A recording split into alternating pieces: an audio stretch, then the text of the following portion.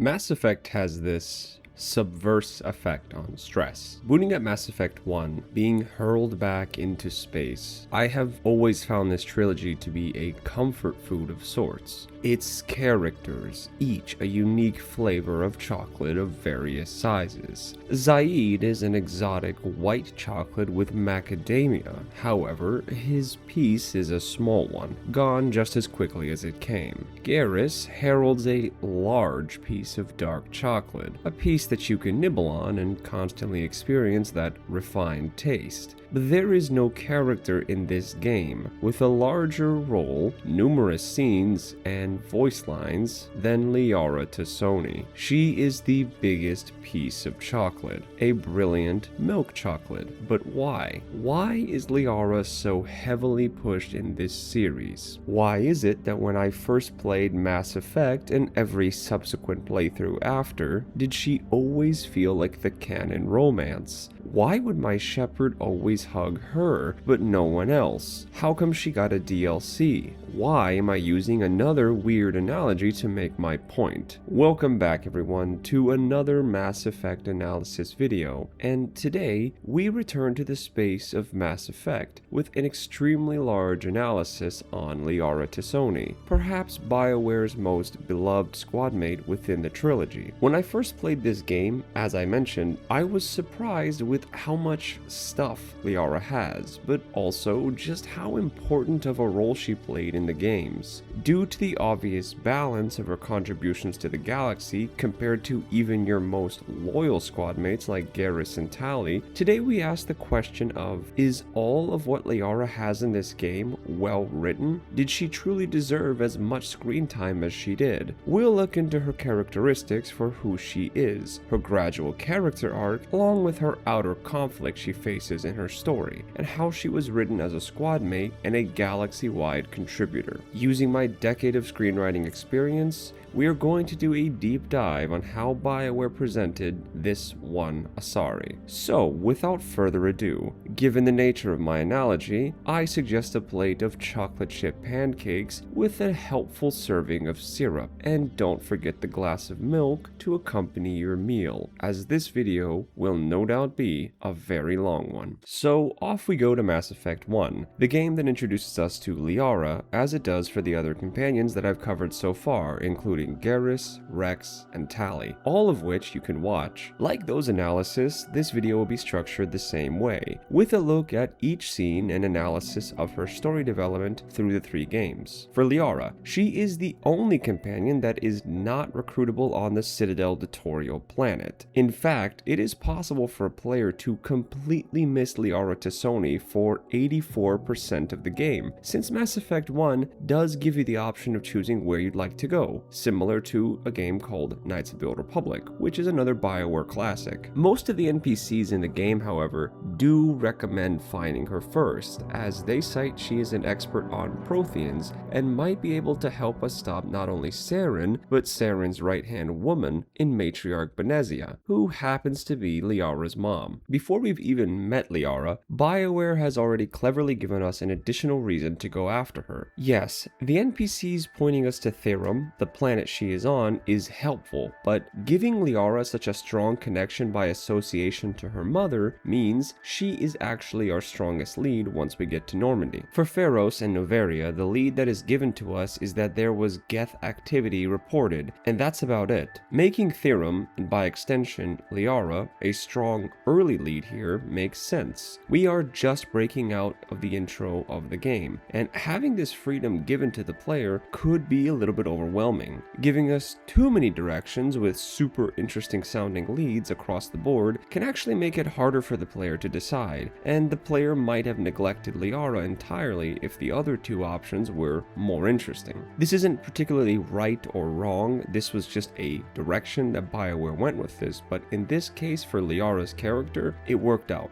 So let's fly over to Therum and pick up this alleged Prothean expert, Dr. T'Soni. Now, the game early on, which is a good thing, explains that the Protheans are a race that had long ceased to exist, but that their technology had been left behind for us to use. Our mission to Eden Prime is to recover a Prothean Prothean beacon, and it is explained that this is important to us because it jumps technology typically decades ahead. I know this doesn't pertain directly to Liara, but I do have to praise BioWare here. Well done introducing the player to the main plot of the game and not showing too much too early. Mass Effect 1 was the first game in this series, so literally everything that these people are talking about should be new to the player. Hell, Nihilus is new to the player, and yet BioWare gives us what we need in these scenes, understanding that they've got to set the table for us, but not to give us all the food at once, just the most central information. Where this point does pertain to Liara is that tying her into this scientist who is an expert on Prothean's angle is a pretty simplistic linear progression of the narrative. Following the events on Eden Prime, the next logical step for the player to get more information on this beacon that just mind-melted us, along with finding out more about these Protheans that existed long ago, would probably be to go to the one person in the galaxy who understands these Protheans more than anyone else. Bonus points, as I said a moment ago, for Liara being the daughter of Benezia. Behind the curtain, BioWare is putting a big LED sign that points the player to go to Therum, but they mask it pretty well. So, we get to Therum, and it is indeed swarming with Geth. In a section that a majority of fans loved, the Mako section, we cruise through this barren landscape. That was a joke, by the way. And we eventually enter into some Prothean ruins before we hear a voice calling for help. This is no doubt Liara T'Soni. She informs us that she trapped herself in this containment field after Geth had infiltrated the research facility that she was in. Now she needs our help to escape. Using some ingenuity only Shepard could come up with, we end up getting to Liara. She claims that she hasn't spoken with her mother in years and is surprised, no, almost fascinated that Geth are here of all places. She can't understand why. Our party will help Liara and the player fill in some blanks by answering her question with a speculation that since Liara is a Prothean expert and that Saren is using the Prothean beacons as a catalyst, our party will help Liara and the player fill in some blanks by answering her question with a speculation that Liara is a Prothean expert and that Saren probably needs her to help him find something called the Conduit. She notably has no idea what that is. We take a makeshift elevator out of the mine, but the Krogan Liara warned us about finds us first, telling us that Saren put a bounty for her capture, alive. And so we duke it out and come out on top, narrowly making the escape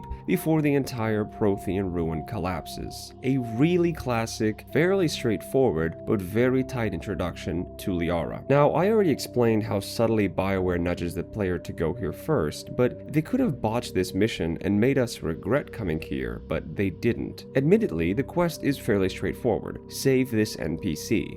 But well done to BioWare here on making this unique to Liara. She is stuck in some Prothean force field, and she was forced here by the antagonist goons, aka the Geth. On top of this, we get a really good view into who Liara is on the surface. She doesn't appear to be a combatant, instead being more of a doctor/scientist. But despite her not being a combatant, but she is in danger, she appears to be excited that the Geth are here, which says a lot about her curiosity and suggests that she has been in dangerous places before, and as true to a scientist would be, she's fascinated by the unknown, even if her life is in danger. We also have this mystery relationship building around Liara and her mom, which she claims she has had no contact with, but can we truly believe this person that we just met? And lastly, there is that word again, Prothean. We've heard so much about it, and yet know so little. As I said, it's some pretty tight writing, funneling information that we've seen and heard, and giving us small nibbles of more. For Liara, as far as an intro goes, it is certainly unique. She is the only companion, as I mentioned, that is recruited on a different planet, but also is the only companion we encounter in this game that appears to be more of a pacifist. Rex is shown standing off with other Krogan and C-Sec. Garrus guns down some goons, Tali blows up some goons, wounds, and Caden and Ashley are with us for Eden Prime. But Liara? Well, she is trapped and needs our help. It's pretty clear that she is a bit different from the others, and as we'll soon see, she is also probably more important than the others. Overall, it's a good intro that floats around the Protheans and escaping Saren. Let's move on. We get our first debrief, and it's with the entire crew. Notably, we have 3 humans, 1 Turian, 1 Krogan, 1 Quarian, and now 1 Asari. We've got the chance to see what other species are like, and with Liara, we get an Asari perspective on human jokes, as she is in disbelief that Joker would, well, joke after nearly losing the crew. She admits that she doesn't have much experience with humanity before thanking them for saving her. We waste no time, and the Vermeer survivor will ask Liara why Saren, the guy we are trying to stop, wants her so badly. Liara informs the group that she is a bit of a Prothean expert, spending 50 years of her century-long life thus far studying Prothean ruins and trying to answer one crucial question: what happened to the Protheans? Liara states that no one really takes her seriously due to her age, but she believes she's found some extremely strange things, namely that such little evidence or archaeological footprints were left behind. For a race that spanned the entire galaxy and built those massive blue things that we shot our ship through at the start of the game, where are they? But Liara does not stop there. She actually provides a theory and spoils a bit of the later portions of the story, because her theory about other civilizations being wiped out before the Protheans is pretty spot on, which is kind of amazing. This is a pretty big theory to throw out, and yet she stands by it so vehemently. She states that this has been her life goal, to answer why the Protheans and other races disappeared. And here is that overarching plot creeping up here. This mystery that is starting to get slightly more attention in such an organic way, but more on that in a moment. We then give Liara the answer she's been looking for. Well, part of it anyway, by informing her that the Protheans were wiped out by another race called the Reapers, and we learned this from touching the Prothean beacon. She is amazed, but we're all still focused as to why. For what purpose did the Reapers destroy an entire civilization? Piece by piece, Liara and Shepard go back and forth theorizing before she begins to feel lightheaded, and Shepard dismisses the group, which brings an end to this scene. Okay, this is some really well done, fundamental writing executed pretty well. For Liara, some of that dev favoritism is slowly creeping in here. I always found this scene strange, how outside of the Vermeer survivors' few lines, the remainder of your squad mates say very little. It's a scene where you and Liara are discussing this theory of a cycle of extinctions. For Liara to be written as the person that developed this entire theory of a cycle of extinctions is a big thing to give to a character in universe. You've given this character a huge chunk of importance to the story, so as far as her agency and the way she is pushing the story, she's doing a fantastic job. Every time Liara's been on screen so far, she's given us something that is new and moves the story forward. In a way, she reminds me a bit of Yuna from Final Fantasy X here. We of course have other companions that have their own mini arcs, but people like Yuna, Tidus, and Auron are the ones that really push the story forward and actually have agency within the main plot. They are the main cast, the others support. No different here, and that is also completely okay that Liara gets to be that. But what we now need to monitor is, can this character that has a lot of relevance to the events of the plot be just as interesting internally? Can she herself develop through an arc? Why should I care for her? So far, she's shown us more of a nerdy side, one that is capable of large-scale galactic thinking, and we also know she's Benezia's daughter. I think it might be time to actually speak with Liara so we can see just how cool or uncool she may be, and find out once and for all, does she have anything relevant for her character, or is she just someone that exposits information? Liara is down in the medical bay, having received assistance from the doctor on board. She thanks the commander for saving her, saying that if they'd been a few minutes late, she'd have been dead. She reassures Shepard that despite how the crew's mistrusting eyes look upon her, she is here to help the team and hasn't spoken to her mother in many years. We then get to ask Liara Liara to tell us a bit about her. She'll tell us that she's not really that interesting,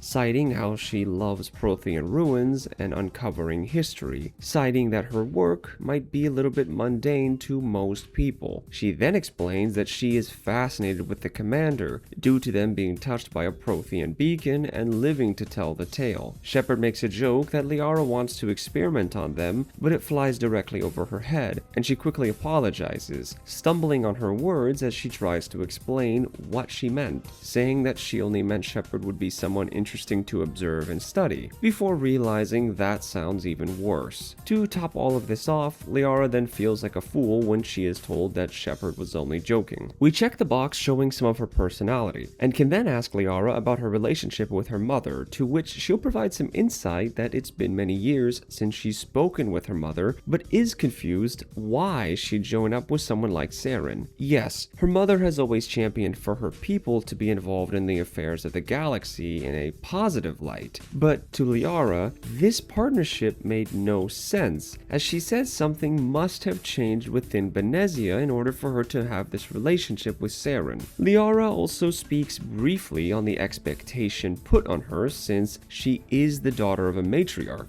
a leader amongst Asari. She too was expected to follow that same path. When she became an archaeologist, many viewed that as her rebelling against her mother and her predetermined path. The last piece of information we get from Liara is, just like with Rex and Tali, information about her race. She takes an angle that fits her character once again, as she details how the Asari actually reproduce, showcasing their unique, what would you call their mating actually? Mind melding, right? Well, as Liara explains it, you join minds, and the Asari will take their partner's memories, DNA, and traits, and select the best ones for their newborn. It's pretty cool, and this whole line of conversation fits both the game's genre, of it being a sci-fi game, and Liara's character, because, well, she's a nerd. Of course, this is what we'd end up talking about. I do want to highlight a very nice compounding of two subjects together, however, and some rather nice subtext for Benezia specifically. You see, Liara also mentions that in Asari culture, it is really frowned upon to mate with another Asari, and yet she reveals to us that Liara is a pureblood. Benezia mated with another Asari and never spoke about her mate after that, most likely out of guilt. This scene ends after this revelation occurs, but wow, let's work backwards for a change and discuss this scene. Now, structurally for Liara, this scene has to exist here. We needed to learn a little bit about her, and the choice to balance this all out with something that displays her awkward personality, her history, her mother, and her race was very smart selection. With Benezia, I get this subtextual implication from Liara that her mom might have mated with another Asari out of love. This could be why she is now a large advocate for Asari going out into the world. As Liara says, her mother had always felt shame. This unexpected humanization was a welcome one here, as Benezia is one of our enemies. Into Liara's history with her mom, we get a foreshadowing into Benezia's indoctrination, with the line, "Something had to have changed." But apart from that,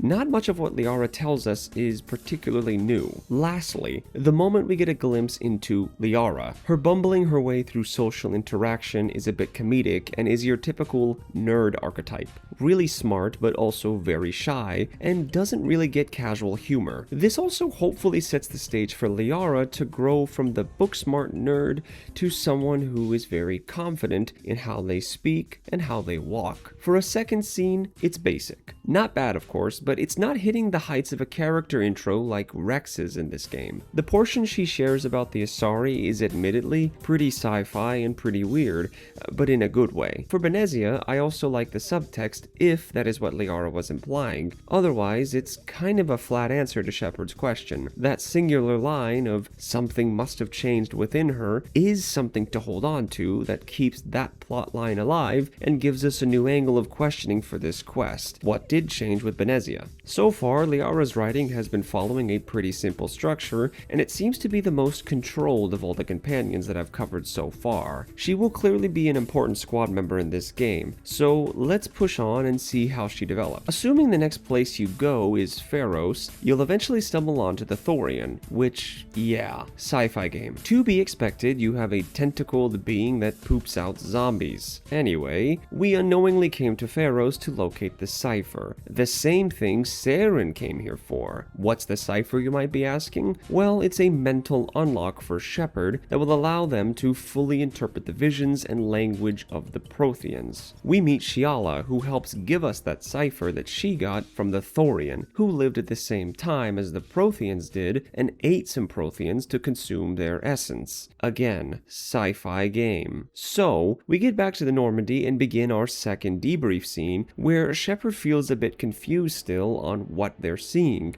not really able to make out too much. This is when Liara steps up and offers to meld with us, in hopes of making sense of our vision. And in a really cool visual portion of the game, we get to meld with Liara, embracing eternity. We get the same vision as before, and Liara is floored. She is astounded, and at the same time, very confused. She was able to interpret some of our vision, but claims that something is missing from it. She theorizes that perhaps Saren has this missing piece, but that without it, this cipher is incomplete. She then feels rather woozy, and Shepard dismisses the crew. Okay, so a pretty standard scene, and this has more to do with the main plot of the game, but Liara does contribute here in a big way, or so we thought. She claimed that by linking her mind with ours, she might be able to help decipher our vision from both Eden Prime and the cipher we received from Shiala. But once we join minds and have the vision, Liara doesn't really provide anything new to us. Instead, sort of vaguely saying that yes, she was able to make out parts of the vision, but not telling us anything new about those parts. I'm okay with us not being able to know about Ilos or the Mu relay because, well, if we did, then this game would be over pretty quickly soon after, but I think we should have gotten something here. This is a slightly small nitpick, but I did feel it was important enough to mention since technically this whole meld didn't really have a point. I think it would have been better if Liara did this meld and wasn't able to find anything, or perhaps, if you want to hype up Shepard a bit, have Liara tell the commander that she hasn't been able to interpret any more information than what the commander had already done, citing Shepard's willpower again. She kind of does this, which leads to the Vermeer survivor jealously cutting off her flirting attempt. In terms of what this scene accomplishes though, it's another task given to Liara here and pushes her higher up on the importance of our party. Not only does she willingly offer to mesh her mind with ours, but as she herself claims, she made sense of some of the vision. Despite us not learning anything new from the visions, technically, Liara has helped us move the story around. The highlight here being that unlike with Quarians, Krogans, or Turians, we actually get to see a pretty unique racial ability of the Asari, and by extension, Liara, which is pretty cool to see. Let's move on. Our next scene is if we head back down to talk to Liara after the mind melding scene. Liara and you will pick up right where you left off, her saying something stupid and embarrassing herself as Liara puts it. She reveals that she is fascinated by the commander and looked up their service record. Depending on your background, Liara will remark on it saying she is impressed. Shepard needs to be a good representative for humanity as the rest of the galaxy sees humanity as a threat. Shepard will remark that if she'd wanted to know about them, she only had to ask, but Liara will reply, saying that she was a bit afraid of saying something stupid and once more embarrassing herself. All she wanted to do was find out what made Shepard Shepard. She finds them compelling. Is she flirting with us? Liara goes further, stating that while at first her interest in Shepard was due to their connection with the Protheans, she now feels very close to them, despite how little time they've had. And the only reason she hasn't said anything is because she thought Shepard had a romantic entanglement with either Ashley or Kaidan. If Shepard says that they do have an entanglement, or that he isn't interested in Liara, then I believe you can actually still accidentally romance Liara, but I'll address her romance more in a moment. Of course, if you tell Liara that you aren't romantically entangled, struggled, then she'll ask Shepard point blank if they like her. Shepard says that they do, and Liara is of course excited to hear that, claiming that despite them not knowing each other for long, she feels so close to Shepard, and she doesn't know why. This doesn't lock you into her romance, however, as Liara will ask for some time to process this conversation, and with that, this scene ends. Okay, so I should probably say that Mass Effect 1 is a fairly short game. The writing in this game, if we look at the main plot, is extremely tight. Tight is both a good and bad thing.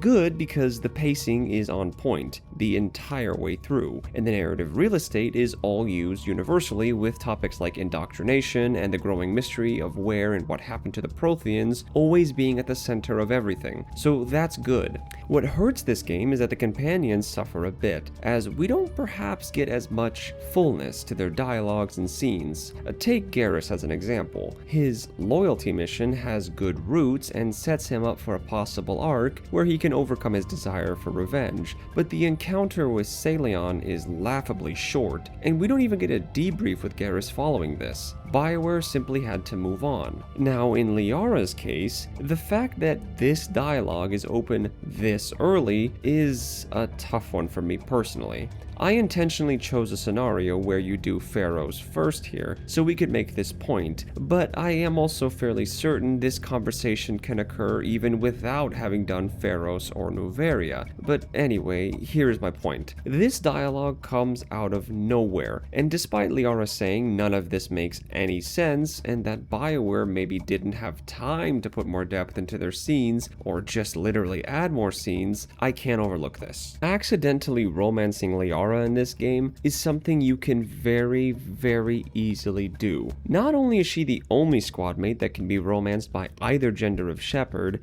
and that fact remains exclusive through the entire series, barring Kaidan in Mass Effect 3, is a point to that. Also, she is the default companion that will come to you and reassure you after the Normandy gets docked. And now to this scene. In my Shadowheart analysis video, a criticism I pointed out that others had pointed out was that her romance and her aesthetic was possibly designed to appeal to a wide audience of mainly men. An emotionally unavailable goth lady? Yeah, that kind of checks out. She was also my first romance, but as I pointed out, I romanced Shadowheart because she got all these additional scenes to ask questions about her stance on you, along with actual scenes where you two just get to bond and talk. So at best, the stance of her being a typecast for the casual gamer is a possibility, but Larian did try to make her romance pretty in-depth. But I want to put the lens back on Liara, as it's very obvious she is meant to be this game's canon romance. The game's narrative weight that gets to reside with her character suggests that as well, but it's these kind of scenes that make me feel actually uncomfortable and wonder, did a man write this? Liara's lusting for the commander coming off as quick as it does is part of this,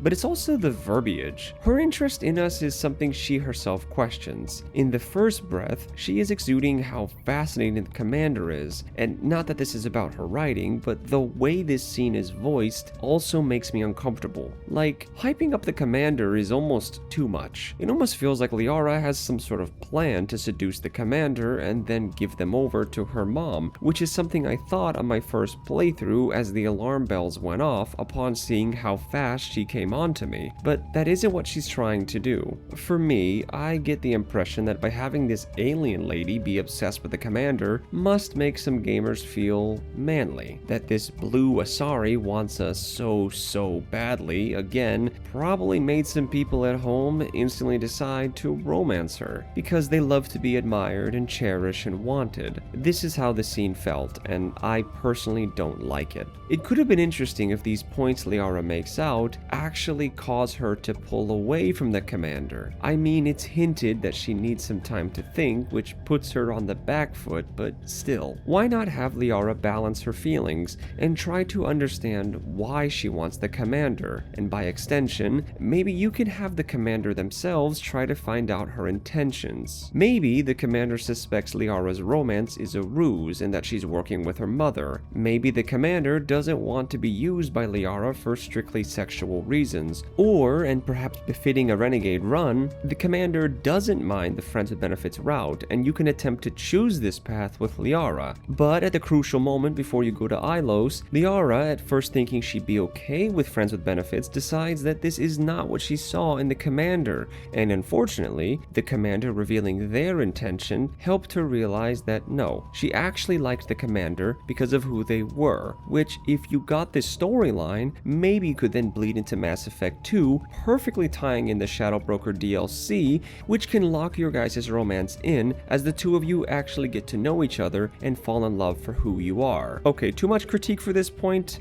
Yeah, look, I had a cup of coffee before writing this, bite me. Anyway, I wasn't a fan of this scene, and as we get further into the video, I'll have more thoughts on her romance overall. But definitely feeling BioWare's not so gentle hand guiding us towards Liara here. Let's move on. Following Pharos, we can head to Noveria and confront Benezia. In what is my favorite section of the game, you make your way to Peak 15, a research facility, and find out that there are Rachni here, which, in this universe, Rachni are akin to aliens, but really strong ones that Rex's race, the Krogan, ended up stopping. The Rachni shouldn't be here, of course, but Liara herself has no idea how or why her mom is here. Well, it's a good thing we can ask her. We eventually find Benezia, who monologues about motherhood, how shaping a life is a fragile thing, as she looks to what appears to be a Mega Rachni. That, in fact, is their queen. Anyway, Benezia turns to us, telling Shepard that no matter who they brought to this confrontation, she won't show sympathy, before asking Liara what she might have told the group about her. Liara asks her mother what she was supposed to tell the group, how to kill her, how evil she is, or how insane she is. Benezia then asks if they've ever faced an Asari commando unit before, a line I'd like us all to remember as combat begins. The boss battle is pretty clunky, and after we finish fighting off her goons, Benezia cracks. She attempts to fight back against the indoctrination that we've come to find out is an ability that we wrongly attribute to Saren. It's why Benezia went rogue, you see. She's being mind-controlled. Liara tells her mother to fight back as she shows sympathy for Benezia. Benezia then tells Liara she is proud of her daughter before dramatically turning her back and then turning back around with a classic quote, "Die." Yep, a woman of few words. Then we fight Benezia, who is an easy fight, and that leads to this final scene of her telling us that we have to stop Saren, and in this brief moment of freedom, she stumbles back, calling Liara her little wing, and that she'll see Liara again with the dawn before dying. And that's it. Huh. Okay, so I knew this Benezia scene was in here, guys, and I have always had thoughts on how minimal dialogue is shared between Liara and her mother, but seeing this again,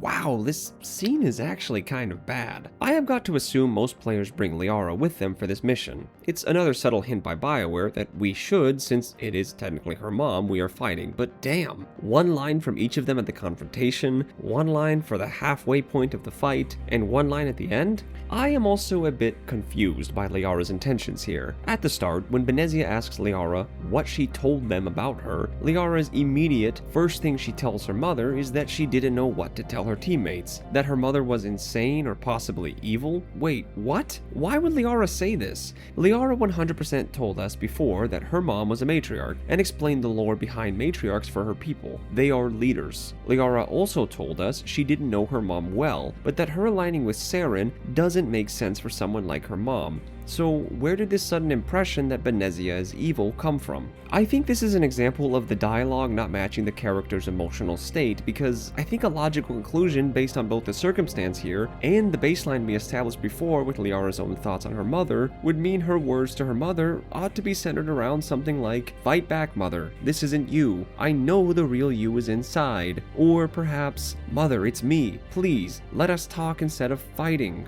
And Benezia notably doesn't reply to Liara's comment anyway, which, wow, why not have Benezia criticize Liara here, perhaps with a line of, "I see you finally made it out of your dig site and have decided to contribute in a meaningful way to the galaxy. A shame you'll die here," or something of that nature. That actually ties that story Liara told us of how her mother possibly disapproved of Liara's career choice, and can then make the next thing Benezia says, while not under the influence of indoctrination, even better, because in the moment Benezia breaks free, she seeks to tell Liara Liara how she truly feels about her daughter. Benezia is proud, and that is really nice subtextual storytelling, because actions tell us what kind of person a character is. Benezia broke free and could have said anything in those few precious moments, and she chose to make sure her daughter knows the truth of how she really feels. To me, that would have been better. As things stand, however, this is rather flat and pretty rushed. The scene itself is where the writing is bad, and I can't believe how much got left on the table here. Anyway, we find out that Benezia was here to breed Rachni to serve as an army for Saren, but that also they needed to find the Mu relay, which they needed for reasons not yet explained. Okay, very cool. I do like the mystery that gets solved here in and around Benezia and how she ended up serving Saren. However, this is pretty decent stuff. It's just the in-character writing that I think was kind of bad. Moving on. So, following our debrief that ends just as quickly as it started, we can speak to Liara downstairs once more. She cuts us off almost immediately, stating that if Shepard is here to talk about Benezia, that she doesn't need words of comfort. Liara says she is going to remember her mother for who she was, not what she'd become. Benezia had her path, and Liara's taking hers, telling Shepard she is with them for good, and that's it. On one hand, I am very happy we actually get to talk to Liara about her mother. On the other hand, this scene is a bit short and devoid of much conflict. Liara's logic here about how she'll remember her mother for what her mother was, and not really being too stuck on her death, makes sense, and is an interesting subversion of how I thought Liara would feel. It's actually pretty straightforward and on character for her. As we have seen with Liara so far, she doesn't really have time for fluff. The lady just gets to the point, albeit sometimes her forwardness comes out wrong. Anyway, nothing wrong with this scene overall. I would have maybe liked Liara to address what her mother had said about being called a little wing, or how her mother talked about how fragile shaping one's life can be, but I guess we'll talk about that in other games, so let's move on. Now, in the same moment, you can unlock new dialogue with Liara, where the two of you guys revisit your budding romance. Liara will go on about, and this really made me laugh the way she worded this, the legend of Asari promiscuity, and looks to set the record straight for Shepard. When an Asari joins in union with someone else, it's actually an extremely unique and mystical experience that Asari continually weigh up per suitor. Why? Well, because they merge mind and body together, sharing memories, visions, physiology, and essentially bond through existence, more or less. This is a really cool sci-fi element, but if I didn't explain the exact science of what goes on, sorry, me no scientist, me ape. Shepard can then ask a pretty valid question, which is, if Asari take these connections so seriously, then what do they do when their partners pass away, since Asari live usually 1,000 years? And Liara will reply that for Asari, they don't lose those connections. They stay with the Asari long after, stating that the connection transcends the physical world. Cool. So naturally, Shepard assumes that Liara is telling us all of this because she wants to, well, meld. But she awkwardly holds up her hands and backtracks, explaining that she told us this because she wanted us to understand that this choice shouldn't be made lightly. She takes dating seriously, but hadn't thought about any of this until she'd met Shepard. She doesn't want to rush into anything crazy, however, even telling Shepard that all of the things they are going through means that maybe they should put things on hold. Shepard can agree with her and promise that once things have been finished with Saren, maybe they can try again. Liara finishes this romance scene off by saying that she wishes it could be different, but given the nature of the mission, they have to put personal feelings aside here. With that, this scene ends with Liara hurriedly wishing to talk about literally anything else. Okay, this is much better. This would have been very boring if we just got a rehashed version of Liara lusting over us, and this portrayal of her character here actually alleviates some issues I had with that earlier romance scene too. Remember how I said Liara was moving a bit fast? Well, her decision to put things on hold might have been inspired by that. Her behavior came off rather quick and rash, not typical traits we'd associate with Liara given what we've seen. Maybe when she'd calmed down a bit and given it some thought, and perhaps with the death of her mother, Liara's perspective changed a bit. She realized she might be reaching out to Shepard as if they were a dig site, wanting to follow her instincts and curiosity, but also realizing that her curiosity may lead her to make choices she will regret. There is another subtextual explanation we can glean from her choice here, and thus stems from the timing of this scene following up from Benezia's death. Having lost her mother, and despite saying it doesn't bother her, might actually have, well, bothered her. It's reasonable to assume this is the first person in her life she's lost that she's cared about, and in this moment she imagined what losing Shepard would feel like if they got even closer. She even brings up Saren and the Geth, so the threats to their lives are there. Some people could point that this writing is totally different, and that this plotline of romance is stop and start, and I would disagree. I think this is particularly very human of Liara, and if BioWare just made the plotline of her falling in love with you continue, I'd probably complain far more about that, since that is both extremely boring and presents zero conflict. This, however, does. It's a bit of a swerve in the story, and it leaves this romance open-ended. I like it, and the way it's explained is also really well done. Liara is a bit awkward in conversations, so her dropping all of this on us might lead the player to suspect the next line out of her mouth to be a proposition of love. But when she informs us the opposite and realizes why we thought she was going to push this romance further, that part's written really well. Her explaining her reasoning for why she is expositing all of this is good too. She just wants to be sure that Shepard is the one. Of course, she over-explains that, but that's true to her character's behavior, which makes this scene extra good. So far, this might be her best scene yet. Proper characterization leaking in and causing problems for Shepard all the while, adding a new layer into this romance and refocusing us back on the plot. We get one final scene with Liara before the end game begins. After completing Vermeer, I believe, if you return to Liara, she'll actually bring up how she feels bad for Saren, explaining that he knows he is losing his mind and yet is powerless to stop it. She wonders if his intentions at the start were more noble, possibly wanting to stop the Reapers just like Shepard, or did he simply want power? Shepard can take various stances here, either condemning Saren or taking a more neutral tone on Saren, like Liara. The scene ends with both agreeing that Saren is too far gone now and has to be stopped. Why did I choose to include this scene? Well, because it takes up a dialogue slot for Liara with Mass Effect 1, a game that, as we know, has minimal space as is. Why this scene exists is a little to do with the debates you can have with your squad mates throughout the game. With Tali, you can ponder who is at fault for the Quarian v Geth conflict. With Garrus, it's the ideology of revenge or being a better person. Both worked for those characters, and here for Liara I think it works too. Liara mentioning all of this post Noveria works best, since, having seen her mother, she might end up feeling sympathy for Saren, hence why she even brings this point up. At least, that's how I interpreted it, and I personally like it. This shows some of Liara's kind heart, but also does create a question surrounding the backstory for Saren.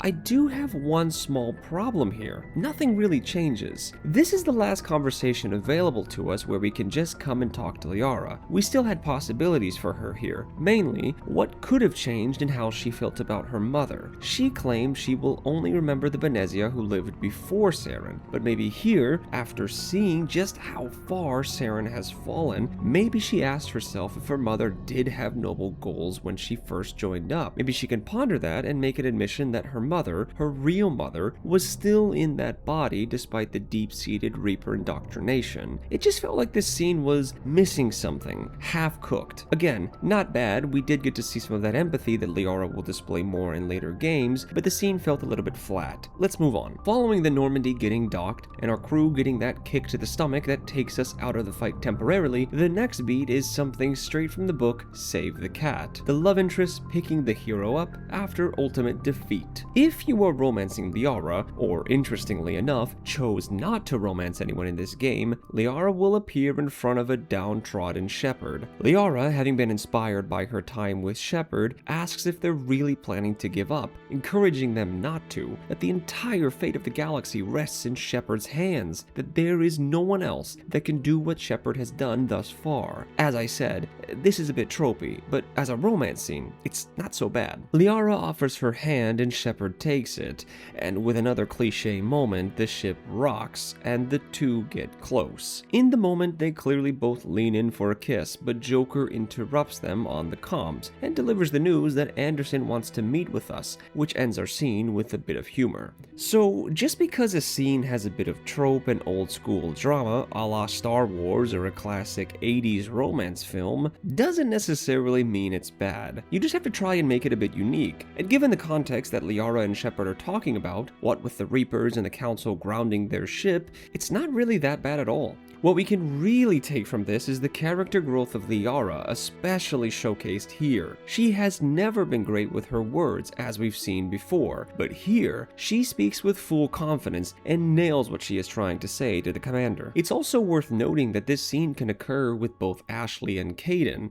but while Ashley's is just a more flirty and humorous approach to the scene, and the Kaidan version really takes away from the main plot to focus more on Shepard and Kaidan's romance, Liara's version keeps the audience focused on the immediate problem, getting the Normandy undocked so that we can go save the world. She uses evidence of Shepard's skill and unique status to push the point home that they simply can't give up because there is no one else that can finish this mission. That is how highly she thinks of Shepard, and I imagine that might be why Liara is the default option for this scene. Her dialogue here is very sharp, and like I said, shows her growth. She is confident in herself here because she is talking about something she strongly believes in with someone she strongly believes in as well, Shepard. The only complaint I have here, and this adds to that forced romance, is that the almost kiss scene still occurs even if you have never romanced Liara. It can be very weird seeing your Shepard hold her and nearly kiss her, especially if you romanced Ashley or Kaidan and then lost them on Vermeer. And then, since there is no Ashley/Kaidan for male-female Shep, Liara is the default, and she'll show up and you'll get this almost kissing scene. It feels very forced, and that's because it is. I won't knock this too much as there are more egregious examples of this forced romance, but overall it is still a nice scene. And now we get to another romance scene. So despite what Liara told us about how she wants to wait, she wants to be sure, and she doesn't want to rush in due to the circumstances, she's here in our cabin. Liara tells us that she fears Saren has already made it to Ilos, and that the conduit is his, that her fear is that the Reapers will be unleashed on the galaxy, and with it, all will be lost. This could be the last chance to show each other how they truly feel. She says how she has never been more sure of something in her life, and if Shepard agrees with her here by basically just saying, okay, tell me what to do, then you'll have a romance scene that caused so much controversy because apparently romancing a blue alien lady is not okay. Your romance scene occurs, and afterwards Liara flips over, praising the commander for the experience she had, and the commander will return the compliment to Liara. Then, once more, Joker lets us know that we're approaching the Mu relay, so suit up, Commander. With that, the scene ends. Okay, so I have some mixed feelings here. When we look at character motivation and where Liara was prior to this scene, we return to that moment she told Shepard to wait. She didn't want to casually throw her love and body around, preferring to cherish the moment and not to allow the circumstances that be pushing her into a rash decision. But yet, here she is. Given how fast this game moves, it can seem like a really weird 180 that Liara makes, and I agree, it does come off very hypocritical and weird. I will critique the game for this, as I found this jarring that Liara suddenly switched her mind on this,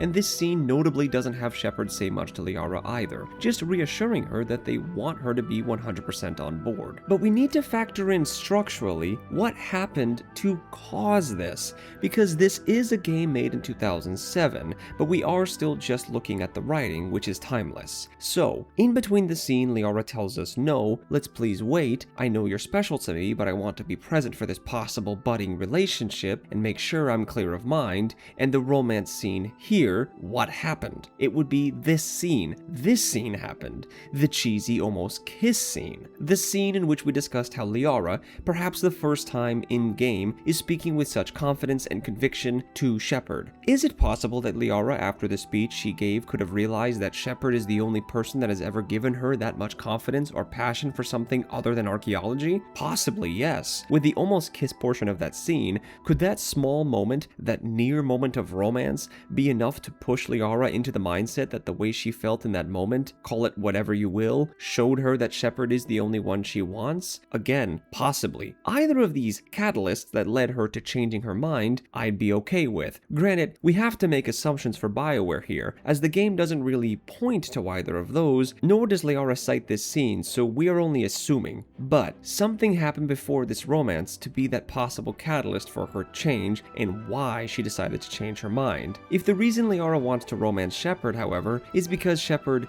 didn't give up and took Liara's advice to find a way, I personally think that's kind of weak. That's not as personal to Liara's character, and more just a reaction to something Shepard did. Wow, Shepard, you are so badass and cool. Here is my body. Feels a bit, I don't know, male fantasy-esque. Liara is a character with her own agency, especially for her body and who she loves, so this assumption weakens that a lot. So I don't think this romance scene comes completely out of nowhere, and is overall not bad if you do consider at least one of those two catalysts that we spoke about. Again, it is a bit tropey for me, but hey, if we ever do a Mass Effect 1 plot breakdown, you'll see how simplistic the story is. That doesn't mean it's bad, of course, but again, we need to move on. Technically speaking, that is the end of Liara's story in this game, as the only thing left is to actually go to Ilos and then stop Saren, where you can take any combination of companions. Given Liara's connection to the Protheans, however, taking her feels like Noveria all over again, which is another point to Liara being a very central player to the plot, but she isn't forced to be taken on this mission, so I will not critique this. What I will do is just add that having her here talking to Vigil does add something, as she makes the side comments that other companions make, but hers is much more informed because, well, she is a Prothean scientist. But that is kind of her entire story in Mass Effect 1, so let's review. So Liara's arc in this game is all about finding a bit of confidence in herself. She started as an archaeologist, and by the end of the game has strengthened her biotics and helped save the galaxy.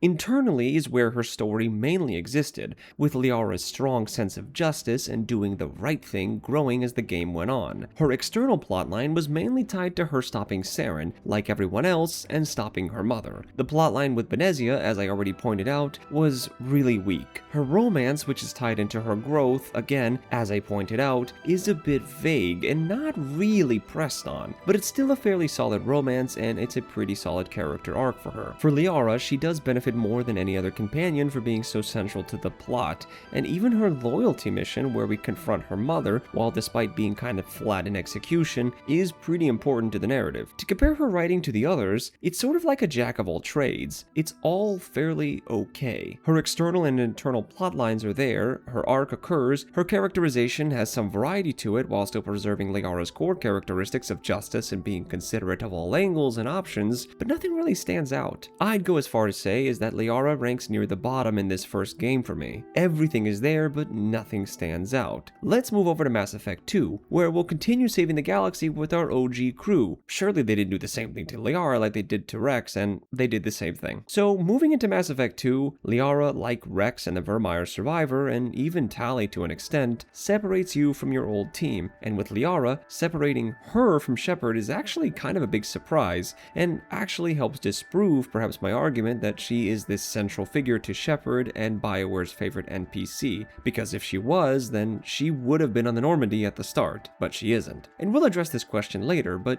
let's dive into the story for Liara in Mass Effect 2. We begin with our ship under attack, and an armored Asari running through the ship. It's Liara. But wait, isn't that Ashley's armor? Quiet, you fool. Anyway, Liara links up with Shepard, who gives the evacuation order, but Liara says that she, like Joker, will not be abandoning this ship or Shepard. Shepard gives the order again, this time with that commanding presence involved, and Liara listens, ensuring the crew gets to safety and escaping while Shepard stays with the ship, before being lost to space, drifting away to their death. Yeah, this is actually the first time I think I've discussed the intro of Mass Effect 2 in detail, since every other companion doesn't appear in this scene, but notably, without a romance with the Virmire survivor, Liara does. Interesting.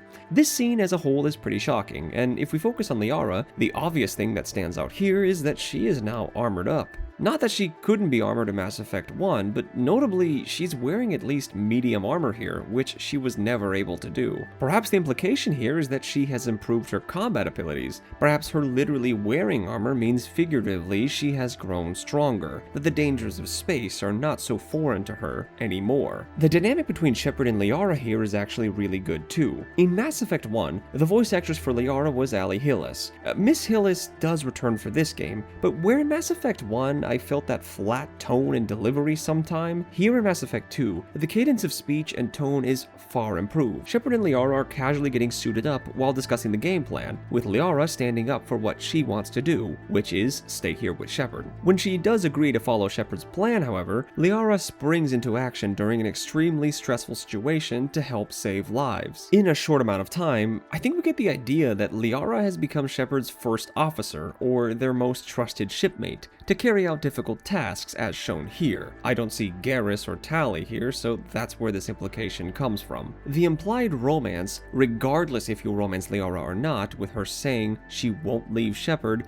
gives us some traces with that line. Her armor and ability to stay calm under pressure shows that the growth Liara had in the first game has carried over. But before we can learn any more about Liara, we have to die. Then we get reborn. Then go to Ilium, where we don't get to recruit her, but talk to her. Alright? Now, I personally remember how I felt when I went to Tuchanka to see Rex, and how I bumped into Tali at the start of the game. I felt excited. It was not that different when we landed on Ilium. I couldn't wait to get to Liara and catch up, possibly recruiting her. Hell, I'd made sure to even bring Garrus along for the meetup as well. And, well, we find out that Liara actually has an office here, that she's an information broker now. A surprise to be sure, given that she seemingly loved archaeology. And we're in for more surprises when her assistant lets us into her office, where Liara is on a call. Remember that line I told you to remember? The one from Venezia about Asari commandos? The exact same line is then said by Liara here, before she turns around and her tough girl persona melts away instantly, and she's suddenly back to the shy Liara that we know, as she calls for her assistant to block all of her calls, as she will either hug Shepard, or if you romanced her, will take your hands, and the two of you will share a kiss. Liara will then sit down, informing Shepard that she heard Shepard was alive, but she hadn't believed them until, of course, she saw Shepard alive. She's an information broker now, and as Liara says, it's been paying the bills while Shepard's been away. Shepard then asks her to join them, but Liara says no, she can't. She has debts to repay, things that she needs to take care of. Shepard can press her on this issue, and Liara will reiterate that she isn't in any kind of trouble before switching the topic, that if Shepard wanted to help, maybe they could help her hack some consoles. She needs someone she can trust, and now that Shepard is here, she figured she would ask. Odd. More on this later. The only thing else we can ask Liara is about two contacts that we came to Ilium for, Thane and Samara, to which Liara casually tells us where both of them are. Mind you, Thane is a highly covert hitman, and she knew who his target was and roughly where he'd be headed. As Liara says, she is a pretty good information broker, and compares the work of information to be pretty similar to a dig site, minus the dead bodies, in her new line of work. It's a rather dark joke for Liara to make. With that, we are off to go hack some consoles, but first, we analyze. What a second scene for Liara in this game. This whole thing is littered with some classic, subtextual, and even old Hollywood writing. The whole point of this scene, I think, is to very clearly show the audience that Liara is not the same shy Asari from before, but that she is living in a new, dangerous world, and that has clearly changed her. Even before we meet her, finding out that she left archaeology for information broking should say something. Her passion is in the past, and look where Liara is now. Ilium, a literal bustling city that doesn't have any greenery or rocks for that matter. Her change in setting should show us that change, and that's a really nice visual way of showing that. Her quoting her mother is a great callback, of course,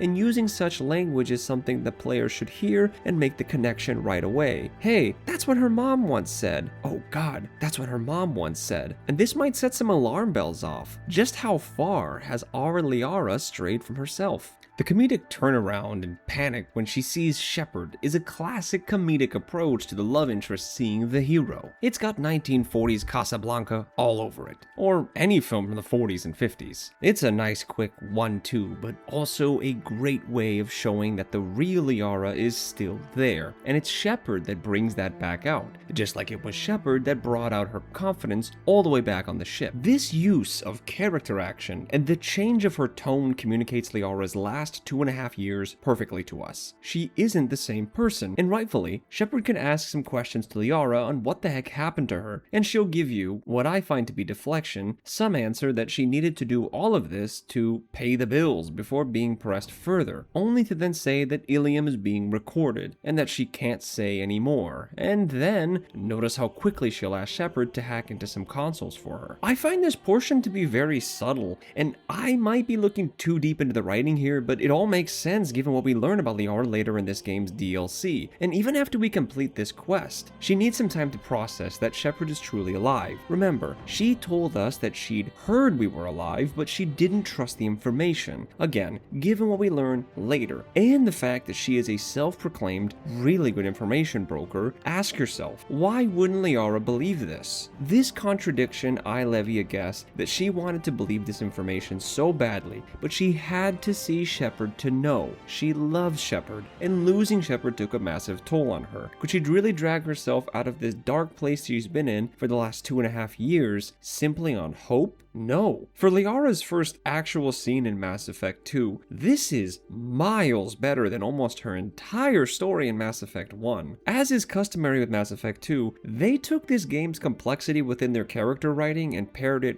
really well with fantastic layered dialogue and a good usage of the camera to make some really good scenes. And this is one of those scenes. So much is done right here. Let's move on. After you've hacked terminals for Liara, you can return to her and find out that the whole reason she wanted these terminals hacked is to try and identify an agent for the Shadow Broker, one called the Observer. But when none of the leads match and Liara and Shepard hit a dead end, they reanalyze and determine that Liara's assistant, Nyxeris, aka the Observer, nice name BioWare, is the agent in question, to which Liara kills her since Nyxeris was going to kill Liara first. What this then leads to is Liara opening up a bit more, and we get some more excellent stuff with Liara. Liara thanks us for finding the mole in her lab, admitting that she had no idea. Liara says she can now fully focus on hunting down the Shadow Broker, revealing to us that she's in an information war with him or her. She rants on how she'll continue to comb through lies, agents, and information until she finds the Shadow Broker, and when she does, she will reduce their body with her biotics so badly that's what left will be filled in a coffee cup. Wow. Thankfully, Shepard can ask Liara what happened between the two of them, for Liara of all people to want to not just hunt down someone, but also turn them into morning coffee. And then we get one of the coolest lore drops in this game. Liara reveals to us what happened after Shepard died. Of course, we know Cerberus rebuilt us, but Liara reveals that she was the one that gave you to Cerberus. But it wasn't so simple. Shepard, after all, is Commander Shepard, and Liara had to face off and take Shepard's body from the Shadow Broker, who was going to sell your body to the collectors. She almost lost her life, lost a dear friend of hers, and above all, perhaps, thought Shepard would hate her. Why? Because she knew Cerberus would try and use Shepard for their own means, and she still gave your body over, all for the chance to see you again, for you to be alive. She apologizes, and you can choose to forgive her, which will bring relief to Liara. And this brings an end to her scene, not just here, but this is the last bit of dialogue for her in the base game. Writing this essay out, I remember most of these scenes, but anytime I do an analysis, I will always rewatch as much as I can. I have to say, rewatching this second half of the scene, seeing Liara admit to Shepard she was the one that gave him away, hearing her say, "I'm sorry," guys, she might be the most forced romance of the entire trilogy, but damn does BioWare make a good writing case for you to romance her. I'll save my thoughts on her overarching romance for the end of the video, but I'll allude to my opinion a bit here. narratively, if you're romancing Liara in this scene, then man does this scene hit even harder. Earlier, I praised the 1940s comedy of Liara and her crush on Shepard, but this second portion of the scene is fantastic once more, still filled with purpose, conflict, and moving the overall story forward, but we take a very real, more human approach this time around, and that makes sense. The character psychology is also well done, since the last time we spoke with Liara, she deflected, sending us on what kind of came off like a mindless fetch quest. Given that we saved her life once more by revealing the mole, and that some time has passed, Liara is ready to talk to us. Her going even darker in her desire to kill the Shadow Broker is the very first sign of this. Unconsciously, I think Liara is calling out for help. I mean, sure, our eyebrows had been raised when we heard her quoting her mom, but hit the panic button when Liara T'Soni started sounding like Zaid. This erratic behavior tracks with someone that is highly stressed out and uncomfortable, and we find out that the reason for her guilt, at least partially, is that she is the one that sold us to Cerberus. She made a deal with the devil, so to speak, and that has been eating her alive. Add in the trauma of losing her friend during this mission, and nearly losing her own life, and fighting the Shadow Broker, and man, we can see now why Liara is so different. Trauma, pain, a wound that is a mix of guilt and shame. Even when she tells Shepard how they're alive, her back is turned. She can't tell Shepard this information face to face. And to give Liara this plot action of being the one to retrieve Shepard's body and give it to Cerberus means that she is quickly becoming one of the most important people in the Mass Effect universe, since without Shepard, the galaxy perishes. So well done, Liara T'Soni. This piece of lore being revealed is also good, as we still didn't know how we ended up with Cerberus. We just kind of assumed that they collected our body. There is zero fatty dialogue here. Everything that is said between Shepard and Liara is crucial to the story and their own characters, and considering this was the last interaction you get with Liara in the base game, this is an almost perfect inclusion for her character. I think Liara romancers would have liked an actual romance scene, of course, but character-wise, this was pretty fantastic. But this wasn't the end of Liara in Mass Effect 2, not by a country mile. You see, BioWare had always planned to have a mission with Liara and the Shadow Broker. Initially, it was just going to have Shepard save her from the Shadow Broker, but after they felt she came off way too vulnerable, they added, changed, mixed and matched, and eventually the highly rated Shadow Broker DLC was announced, a DLC that had you and Liara going directly after the Shadow Broker. If you're a Liara hater, well then you probably hated seeing this. My theory on Liara being the studio's favorite has its strongest point here. Some will ask why Liara is the only companion to have gotten their very own DLC, and I'd agree, it does seem unfair, but as we discussed already a few moments ago, this plotline was actually interesting in the base game.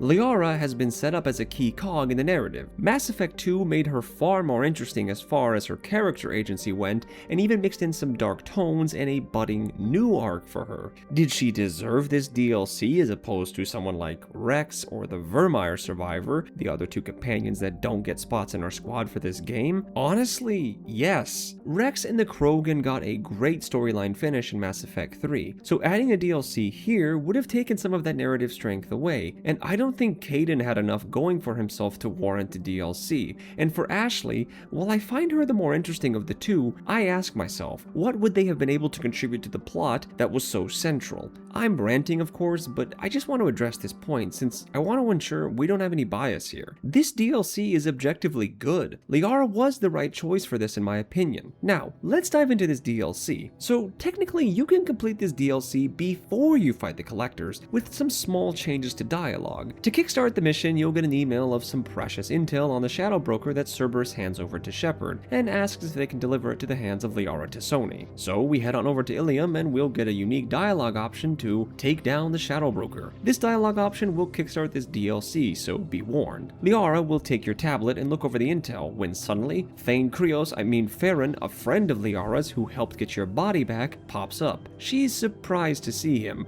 remarking she'd thought he'd been killed. This intel file we provided her had information on not just Farron, but on the Shadow Broker's location. Liara is stunned, needing some time to think, remarking that for 2 years she's been plotting revenge, and now she might be able to make it a rescue. She leaves, asking us to meet her back at her apartment, and with that, the plot has been set into motion. When we arrive at her apartment, we are surprised to see that, well, Liara's not there. A police investigation is ongoing, and it seems to be led by Tila Vasir, an Asari Spectre. She informs us that someone tried to assassinate Liara, but failed thanks to Liara's kinetic barrier, something Vasir mentions only a paranoid person would have. This is no doubt due to Liara's discovery of Nyxeris' plot to kill her, which is a nice callback. Liara did manage to escape, but hung around the apartment for 4 minutes afterwards. What for? We're not exactly sure, but we're going to find out. And we hunt through some of her memorabilia, some even being callbacks from the first game before finding a backup data file. We insert that into her console and get a recorded conversation between Liara and a Solarian named Sakat, who has seemingly tracked down someone for Liara.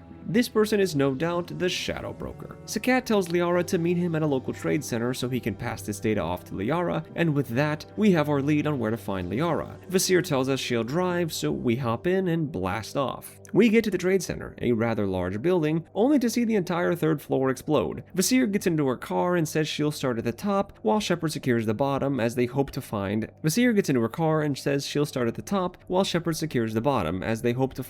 Liara and whoever committed this horrible act. We fight through waves of Shadow Broker soldiers, which is our first indication that this is the work of his shadowy group. Along the way, Vasir helps communicate with us and turn on sprinkler systems so we can clear our way to the 3rd floor. Man, this Vasir character is pretty cool, and she seems pretty trustworthy. I really hope she doesn't. We reach the 3rd floor and Vasir guns down a Shadow Broker goon before we find Sakat dead. Vasir, why are you talking suspiciously all of a sudden? Why are you asking if we found Liara's body? Liara, holy crap, you're alive! Liara then reveals to us everything, that she did leave her apartment, but doubled back to watch Vasir break into Liara's apartment. Vasir was the assassin, and Liara just checkmated her. Vasir calls Liara a pure-blooded, unkind B-word and looks to make her escape before Shepard grabs onto Vasir, who returns the hug with a biotic blast that separates the two of you, hurling Shepard to the ground. Vasir books it and Liara floats out of the window, chasing after Vasir, not even bothering to check on Shepard, and we see Liara slam 2 goons on her way out for good measure. When we finally catch up to Liara, she's got Vasir pinned down, and Vasir notices us. She runs to her cruiser and leaps into it, making her grand escape. But not to worry, Shepard has a driver's license and there is a convenient flying cab car for us to use. Oh, and we can take our squad mates with us, but only one. A bit awkward leaving the other squad mate behind, but hey, I hear Helium has lots to do. I'm sure they'll be fine. And if you thought we were getting a break in the action so that Double X can offer some analysis, you'd be wrong. This isn't really a good spot for a break, yet. Why? Well, because I simply need to include the Blade Runner-inspired chase sequence. Gameplay-wise, getting a flying car scene, which I don't care how basic it is, was cool. Story-wise, this is a perfect addition to the pace of the scene. But for what this scene adds to the dynamic between Liara and Shepard, it's something kind of new. Friendship. Throughout all of Mass Effect 1, Liara's fascination and crush on Shepard meant that anything you guys kind of talked about always felt like it find its way back to the commander and how amazing they were. In Mass Effect 2, this friendship dynamic is improved a bit, but as I stated, for how personal it was that Liara risked everything to get Shepard and their body back, I gleaned more of a budding romance in those conversations. Even her "I'm sorry" suggests to me that it hurt her more than just being a friend of Shepard. It was her love for Shepard that tore her up so much. But here, the funny commentary is extremely welcome addition, almost feeling like something you'd hear and see from Phase 1 or Phase 2 of the Marvel films, which, for many of those films, nail the timing of when to introduce comedy. What kind of guns does this thing have, followed by the "it's a taxi, it has a fare meter," is perfect. This section helps to show Liara's wit and humor that have developed. She was a soft-spoken and reserved, not necessarily pacifist, but certainly not a violent person in the first game. In this game, she's coming for blood, thirsty for revenge, blinded by it at times, and using casual intimidation on the regular. In the same shape, where she was socially a bit awkward and didn't get sarcasm before, here she is, witty and sarcastic now. What is a great way of showing how a character has changed over 2 years? Well, it sounds really dumb, but show us. And BioWare not only showed us through all of her dialogue, but her actions, and the set pieces that these scenes take place in. From her office on Ilium's port, to the detective noir apartment, to the chaotic trade center, and now to an even more chaotic chase sequence. Great stuff. Also, a really nice callback to Liara's origin when Vizier calls her a pureblood. Nice usage of a small line from the first game. Also, what a great way to show Liara's improved strength. She always had a strong biotic connection, but we never got a proper power scale from the first game to indicate just how strong Liara was. Mass Effect 1 certainly made her seem more like a helpful scientist. This game puts her on even ground with Vizier in combat and biotics, and Liara outwitted Vizier twice, who is of course a Spectre. Showing us how she grew as a person was great, and showing her combat abilities developing was also a really nice touch. Anyway, let's move on. We smash into Vizier's car, which sends her crashing down below into the hotel lobby. We chase her down and find Vizier bleeding. Vizier grabs a hostage, and we have ourselves an old standoff. Liara and Shepard finally work together here as they say they'll handle the dilemma as they always do. Shepard distracts Vizier long enough for Liara to use her biotics to hit Vizier with a table, which kicks off the boss fight. Vizier does try to stop us, but is no match, and we put her down with Liara taking the data disk back and leaving Shepard with Vizier, who gives us a really cool reflection moment of good v evil v doing what needs to be done before finally passing. When we return to Liara, she's listening to the audio file off of the disk. It's the Shadow Broker, giving the order for her death. She reveals that with this disk that contains the location, the two of you can be at the Broker's base in a mere few hours, urging us to hurry, reminding us about Farron. We can Paragon interrupt Liara here and reassure her that we're going to stop the Broker. She knows this, and she's always known that we'd help, just like how we helped her on Therum, while she just cowered, just like how now Shepard is helping her deal with her problems. Liara walks off, refocusing back on the mission. Liara says that she can sneak off to the base undetected, stating that the Shadow Broker's agents will keep shooting their way through Ilium, and they'll be long gone.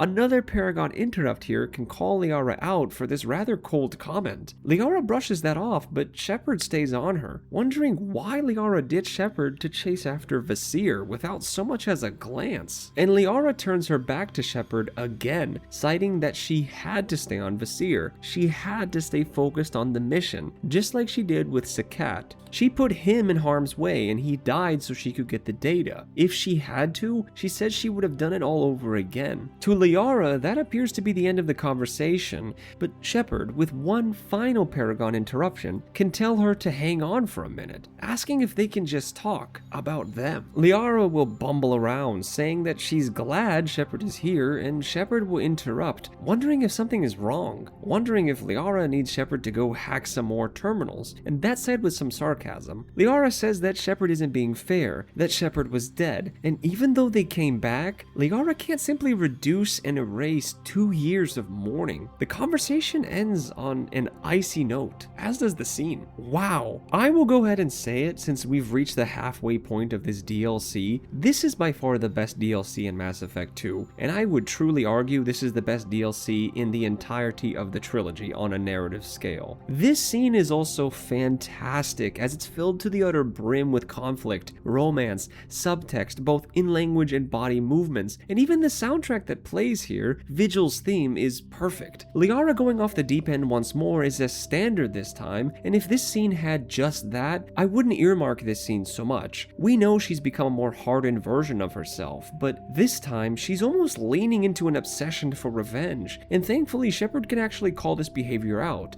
and we get a brilliant conflict between the two, where Shepard is trying to show Liara how far she's gone. Liara doubles down and is willing to sacrifice her friends just to stop the Broker. Shepard's second attempt to get Liara to slow down is thankfully met with frustration from Shepard, which really adds to the dynamicism from this back and forth. Calling out Liara for the terminal hacking is a nod to the player, who no doubt thought the same thing, and if you romance Liara, then it's another nod to those that want to talk about the relationship of which Shepard rightfully then brings up afterwards. Also, I do hope you are starting to see the forced romance here, as without the romance, this scene is objectively worse. I'll just say it. If you're romancing Liara, you get this romance plotline and a classic love story that will rekindle through a large problem that can only be solved when the two disgruntled lovers make up, which, well, we'll get there. This argument that the two of you have is real, and Liara's admittance that she is having a hard time moving past her grief, hence why she is obsessed with the Shadow Broker even more, as it is serving as the only distraction from facing her emotions, makes this plot line exceptionally well layered. Outer conflict is stopping the Shadow Broker. Inner conflict for Liara is overcoming her desire for revenge, stabilizing herself, and finding the right words to say to Shepard, along with also getting over herself for giving Shepard away to Cerberus. The inner conflict between them: find what was once lost, comfort, rebuild their love. I mean, it's good. If you didn't romance Liara, this comes off like Shepard is trying to save his best friend, which, for me, I don't buy Liara being Shepard's best friend as much. That role clearly belongs to Garrus, and the game does a better portrayal of that relationship overall.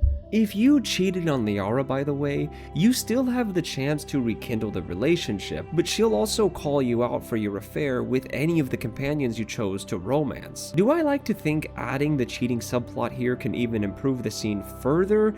I mean, it's cool, but then it kind of feels a bit bloated. It's not bad, just not for me personally. Cheating, I mean, isn't for me either. I just meant, well, you know what I meant. Overall, this story so far for Liara far exceeds anything any of the other companions have had thus far, especially in this game where they all got loyalty missions. This has the makings of a feature film, and I have to praise this writing as understanding what Liara was before and who she is now, and taking multiple avenues to display this sort of middle time period that shows how Liara changed by showing her moral stances, aggression, her combat abilities improving, and her demeanor, along with her setting of life and even her occupation. Everything around her has changed, and all of these things are subtle nods as to how she changed. This is great stuff. Let's wrap up this DLC. So we land on this ship that constantly lives in a lightning storm and follows the sunset so it doesn't get detected.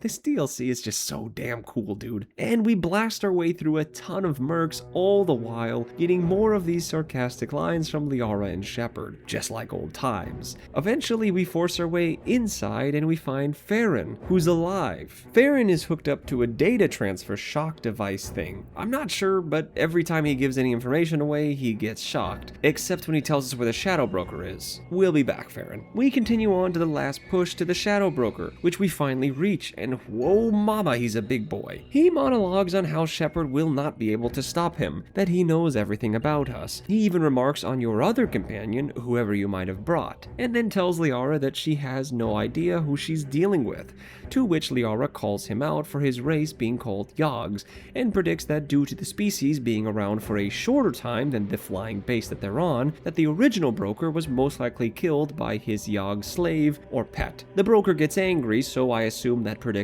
was more or less accurate, and with that, combat begins. You and Liara work together since your other companion was knocked out. Convenient. And together, after a few attempts, Shepard rushes the broker and distracts the Yog long enough for Liara to use Moonbeam to incinerate the broker, which causes a massive explosion. After this, Liara looks on as all of the Shadow Broker's contacts reach out, wondering what the hell just happened. The cinematography shows the deliberation in Liara's mind before she picks up the microphone and becomes the Shadow Broker. Once it's just Shepard and Liara in this room, Liara sheds tears. It's finally over. If you romance Liara, you can hug her, and then the two of you finally kiss, reconnecting after 2 long years. In this beautiful moment, as Liara herself puts it, a 2-year-long constant battle of missing Shepard, Felon trying to be rescued, and trying to stop the Shadow Broker have all ended on the same day. With Liara becoming the broker, she realizes how much help she can provide to the rest of the galaxy now, admitting that a part of her actually wanted this. She tells Shepard to come back very soon. And Shepard can come back soon. Very soon, in fact. When you return to the ship, Liara informs you of just how much data is on here. Government secrets, data on the Protheans. The broker, in fact, even knew about the Reapers. Liara says that while this work can corrupt her, working for Shepard's cause is keeping her honest. You can then invite Liara back to the Normandy to hang out. But before we get to that,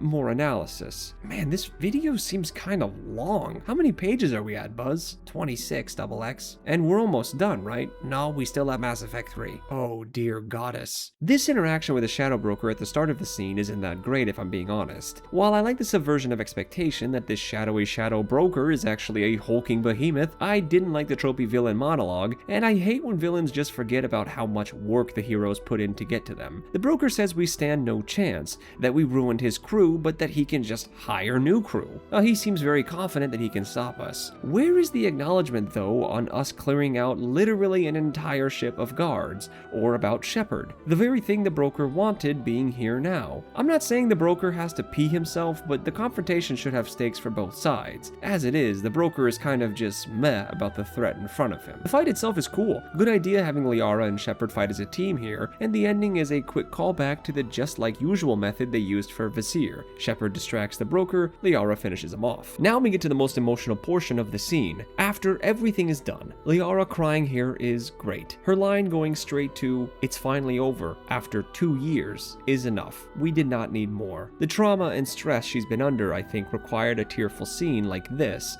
and this is also the finale of Act 3. The heroes are dusting themselves off after the battle. Let them soak in what they've accomplished, let them see their wounds, and let them finally let it out. Again, if you're romancing Liara here, the hug and the kiss makes perfect sense. It's a great capstone on a beautiful mini arc of Shepard and Liara reigniting their romance. If you aren't romancing here, it's a bit awkward because this scene's still set up as a romance scene. You can hug Liara here, and of course there's no kiss. And let's talk about the choice to actually make Liara the Shadow Broker, which is a callback to literally the first hour of Mass Effect 1. Since that game, it's been well established how powerful the Shadow Broker is, so now with Liara being that, she is easily the second most important person in the galaxy as far as events stand, second only to Commander Shepard. Unlike your other companions, some of which do get some cool titles, like Rex becoming the leader of the Krogan, Legion becoming leader and martyr for the Geth. Those are singular to one race. Liara is a galaxy-level presence at this point, so much so that she, as I mentioned at the start of the video, is in the new Mass Effect trailer and even appears with audio in Mass Effect Andromeda. She is a very important person in the games. Liara T'Soni following this becomes a very important member of not just Shepard's team, but of the galaxy. It's a ridiculously good arc for her internal struggles, as she gains that confidence in herself once again, along with independence and the ability to fight powerful foes on her own. On the outside, she elevates herself from a Prothean researcher to the Shadow Broker. Now, granted, there are 2 years in between the events of the first game to the second, and yes, there is actually a comic that connects Liara's story, but that is not in the game, therefore for this analysis won't be taking into consideration. But BioWare clearly showed how far Liara has come, and we as the audience don't need to know everything, just enough. Through her dialogue and actions through this game, her transformation was very clearly communicated, her coming of age was also very well done, and she had an arc again too, this time overcoming her trauma and her desire for revenge, and all of it was really good. There is one last scene you can have with Liara, which is a romance or a friend scene where you invite her onto the Normandy. You two discuss the Reaper threat, your old dog tags get returned to you, and Liara will share how Joker made jokes about her embracing eternity. If you romance Liara, you share a romance scene together, and she makes you promise her to never leave again. With that promise made, you officially enter back into a romance with her. If you get this scene as a friend, Liara will ask Shepard what they're fighting for, and Shepard will give a response that it's to give the galaxy a chance. Some people are mean, awkward, cruel, but people are trying, and they deserve to try. It's a touching send-off here. And with that, Liara's time in Mass Effect 2 ends. This is perhaps one of the strongest entries into the series if we look at one game and not the entire trilogy. For a character that wasn't a squad mate, that is extremely impressive. Now, if Liara didn't have this DLC, and things stayed as they were, I bag on her writing for being more incomplete, but as I stated, I do think BioWare always knew they were going to make this DLC, and you can point out that it's unfair she got a DLC, and I will agree with you that yes, it still is unfair she got a DLC. It, for me, does prove the point that she is the developer's favorite, because with the DLC, you spend money on that, and you don't spend money on things you don't think will make you money and things that you love, usually anyway. But I can't dock her points because she has the DLC. I have to review what's in front of me, and I did. This DLC is amazing. It adds so much complexity to Liara, fills up portions of the story that needed filling, like how Shepard was given over to Cerberus. It moves the world's plot forward, it adds action, comedy, and romance all on a well-balanced plate. It is a fantastic portion of scenes for Liara and a really good DLC. Let's move on to Mass Effect 3 and see if this new version of Liara, the darker, goal-orientated, independent, empathetic scientist, has even more to offer us. So, the attack on Earth happens, we get back onto the Normandy, and we get sent a message by Hackett to head to Mars. Something important is there, and Shepard has to go there right now. What could it possibly be? Well, we head over to Mars, and Cerberus's troops got there first, and they've gunned down most of the staff. We fight our way into the facility and make our way into what we hear being some noises and gunshots. Suddenly, we see Liara crawling through the vents, being chased by Cerberus troops. She jumps out of the hatch, pops a singularity, and then ruthlessly guns both the soldiers down. We approach Liara, and she doesn't cower in giddiness this time, instead staying calm, immediately wondering what we're doing here, and offering apologies for Earth to both the Vermeer survivor and Shepard. We get a small moment to reconnect with her if you romanced her, before diving into why she's actually here. She reveals that she found something that might be able to stop the Reapers, and it's buried within the Prothean archives. She just found out about the secret data buried within due to the Shadow Broker's new contacts that she picked up. Oh hey, it's James Vega. Hey James! And he's gone. Okay, bye James, can't wait to do an analysis on you buddy, love you. Cerberus attacks, and we work our way through the station with little conversations with Liara and the Vermeer survivor, even finding out that Liara was betrayed by Dr. Eva, who had arrived at the station a week prior, and Liara lambasts herself for once again being far too tunnel visioned to see this betrayal. Eventually, we reach the Prothean data obelisk, and the elusive man is here too, as he tricks us long enough for Dr. Eva to steal the data and run. So we run after her. And hey, look, it's James Vega again. Hey, James. Oh my goodness, he crashed the sky car right into her. The Vermeer survivor gets squashed, and Shepard takes down Dr. Eva, who was actually a robot. And that is the end of Priority Mars. Alright, for a character introduction for Liara, it's okay. We get an establishment that Liara has retained her cold exterior. She isn't afraid to get her hands dirty anymore. The change we get here is in her reaction to Shepard. She remains calm this time around. Now, we do get a duality here, where later in the mission, when Liara is hard on herself for not suspecting Dr. Eva, we see that she still has that blind spot when she's really focused on something, so we still have something interesting in terms of development for Liara to grow from. BioWare also made Liara the person to have discovered the Prothean weapon that can stop the Reapers, which tracks with the large influence she's already had in Mass Effect 2, and so that theory continues here as well. It's also quite a nice return to her old self in regards to her setting, back on a desolate, rocky planet looking over archives.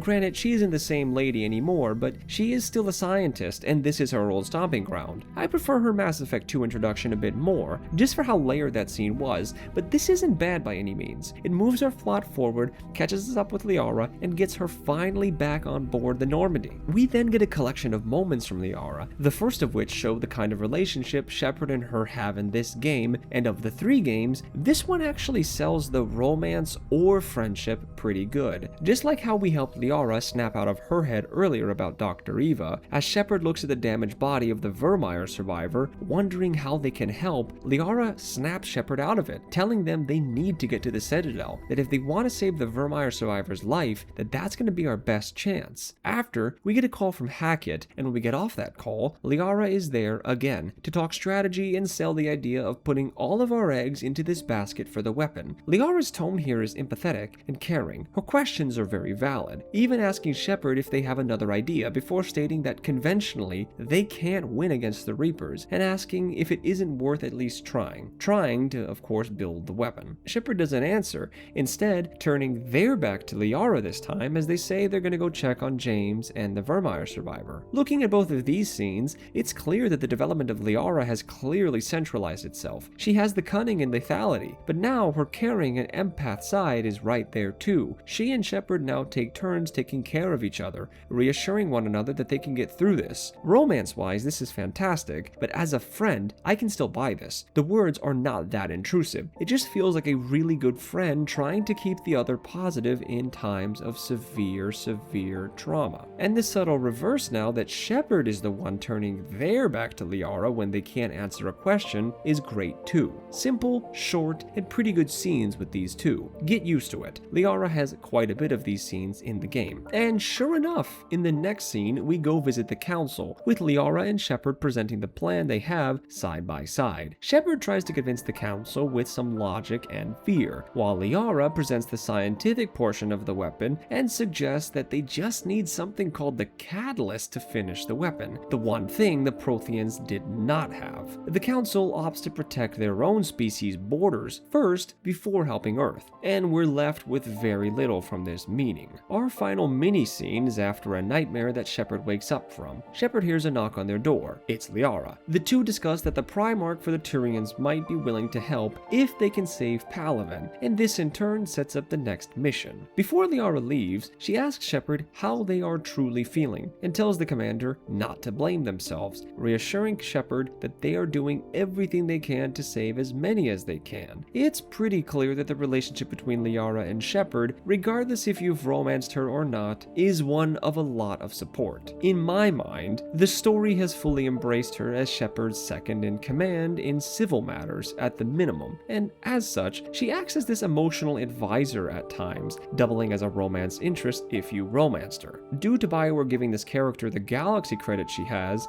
this role for her works and I can buy it. She has both been through a lot with Shepard and done a lot for the galaxy and Shepard. Let's move on. Our first actual cutscene with Liara has us go into Miranda's old office, where a wall of screens are on the board. Liara tells us that she has been able to bring her entire setup onto this ship so that she can still use her contacts, citing that they'll need them to find out what this weapon does and if it's even usable. Then, if you romance Liara, she'll get worried about what's to come, unsure of what might happen if either herself or Shepard get hurt. She'll then ask if Shepard still wants this romance, and you can say yes, which relocks you into Liara's romance. From here, we get to ask some questions. First up, we get to ask Liara how much she knows about this Prothean weapon, and she admits she doesn't know a ton. It'll take a lot of specialists to help. Then we can ask her how the last 6 months of the broker job have been, and Liara will retell this awesome story on how the elusive man tracked her down, but that Liara already knew he was coming, so she removed all of her gear onto a vessel, left the planet, and sent the broker's ship right into the Cerberus cruiser. She remarks that she is still running her operation and that Farron is also still alive and working for Liara as an agent. The last thing we can ask her is what she's been up to, and she'll sort of just rehash what we already know, that she's looking for information on this advice, and so is Cerberus. Okay, a bit of a mixed bag. The story about Liara crashing her ship into a Cerberus vessel is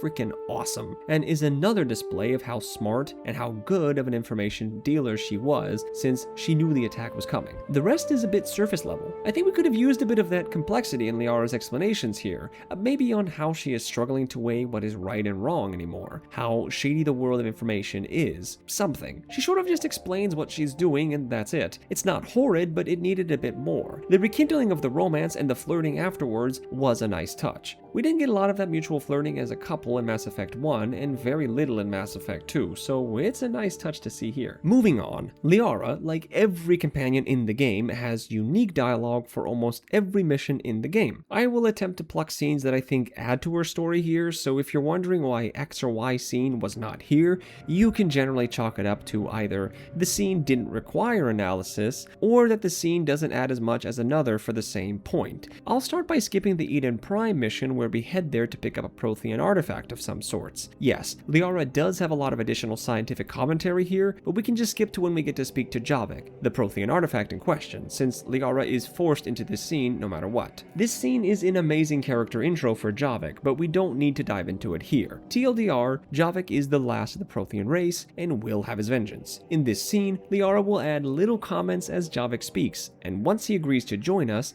Liara will state that she has a lot of questions, the first of which is what Prothean civilization and government was like. Liara's nerdy passion for this stuff comes back out, but Javik informs her that the Protheans ruled more like the Roman Empire than anything else. They were forcibly using slaves and enslaving other species, and were the only race that used space travel during that time. They ruled with an iron fist. Javik explains this had to be done to stop organics from being overthrown by synthetics. We can finish by having Javik explain how the Protheans, in all of their might, lost the war, and he'll explain that due to their empire their only knowing one way of strategy in geopolitical matters, once the Reapers figured out their plans, the Protheans could not adapt. Overall, this scene does a bit for Liara here, mainly subverting her expectations on this amazing race that she thought were morally the champions of the galaxy. It also serves to touch on her own research within the Prothean race, and Liara being here by default makes a lot of sense. It might feel by this point that she is getting a lot of scenes and love, and well, she is. Mass Effect 3 is loaded with these flavor scenes. However, I personally am wondering when we'll start getting actual story development for her, as so far, she has been a bit of a passenger, adding nice flavor and dialogue to cutscenes, but nothing really developing for her thus far. Let's move on. Back on the Normandy, Liara will be working in her office, and we enter, interrupting her work. She goes on how she doesn't know how long it would take the Reapers to wipe out this galaxy this time around,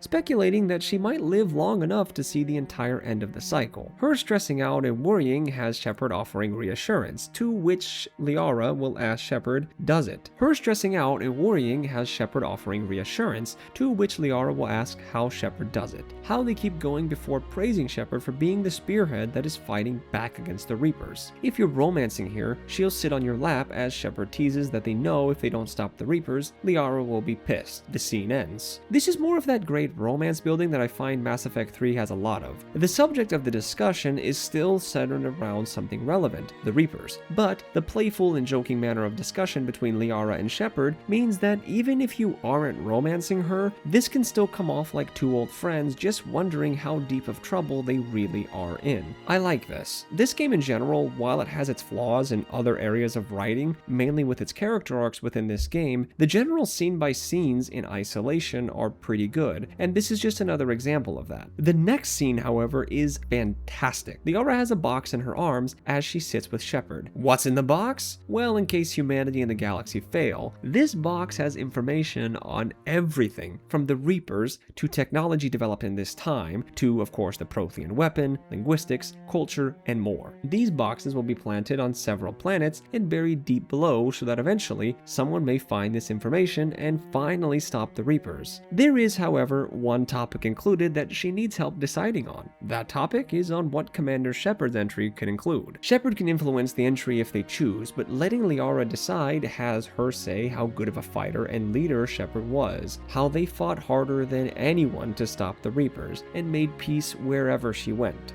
I do actually think your morality and choices through the game, plus your class, does change some of this dialogue too, which is cool. Liara then says how she wishes she could do more for Shepard, citing how she should have joined Shepard back on Ilium, and Shepard reassures her that she has done more than enough, which, yes, she has. The scene ends with the two joking and relaxing on the couch. This is a really good scene, and probably the best scene we've had thus far. Liara making this data box actually does show up if you choose the refusal ending, which we can discuss here. If Shepard refuses the catalyst, then this scene actually comes back up, where, working under the assumption that the cycle ended, and now on this desolate planet deep below, this data cache opens up and has a hologram of Liara that begins to exposit information on the cycle, Reapers, and more. Just to include that in this ending is pretty darn cool. It's also yet again another galactic contribution from Liara, who is collecting these achievements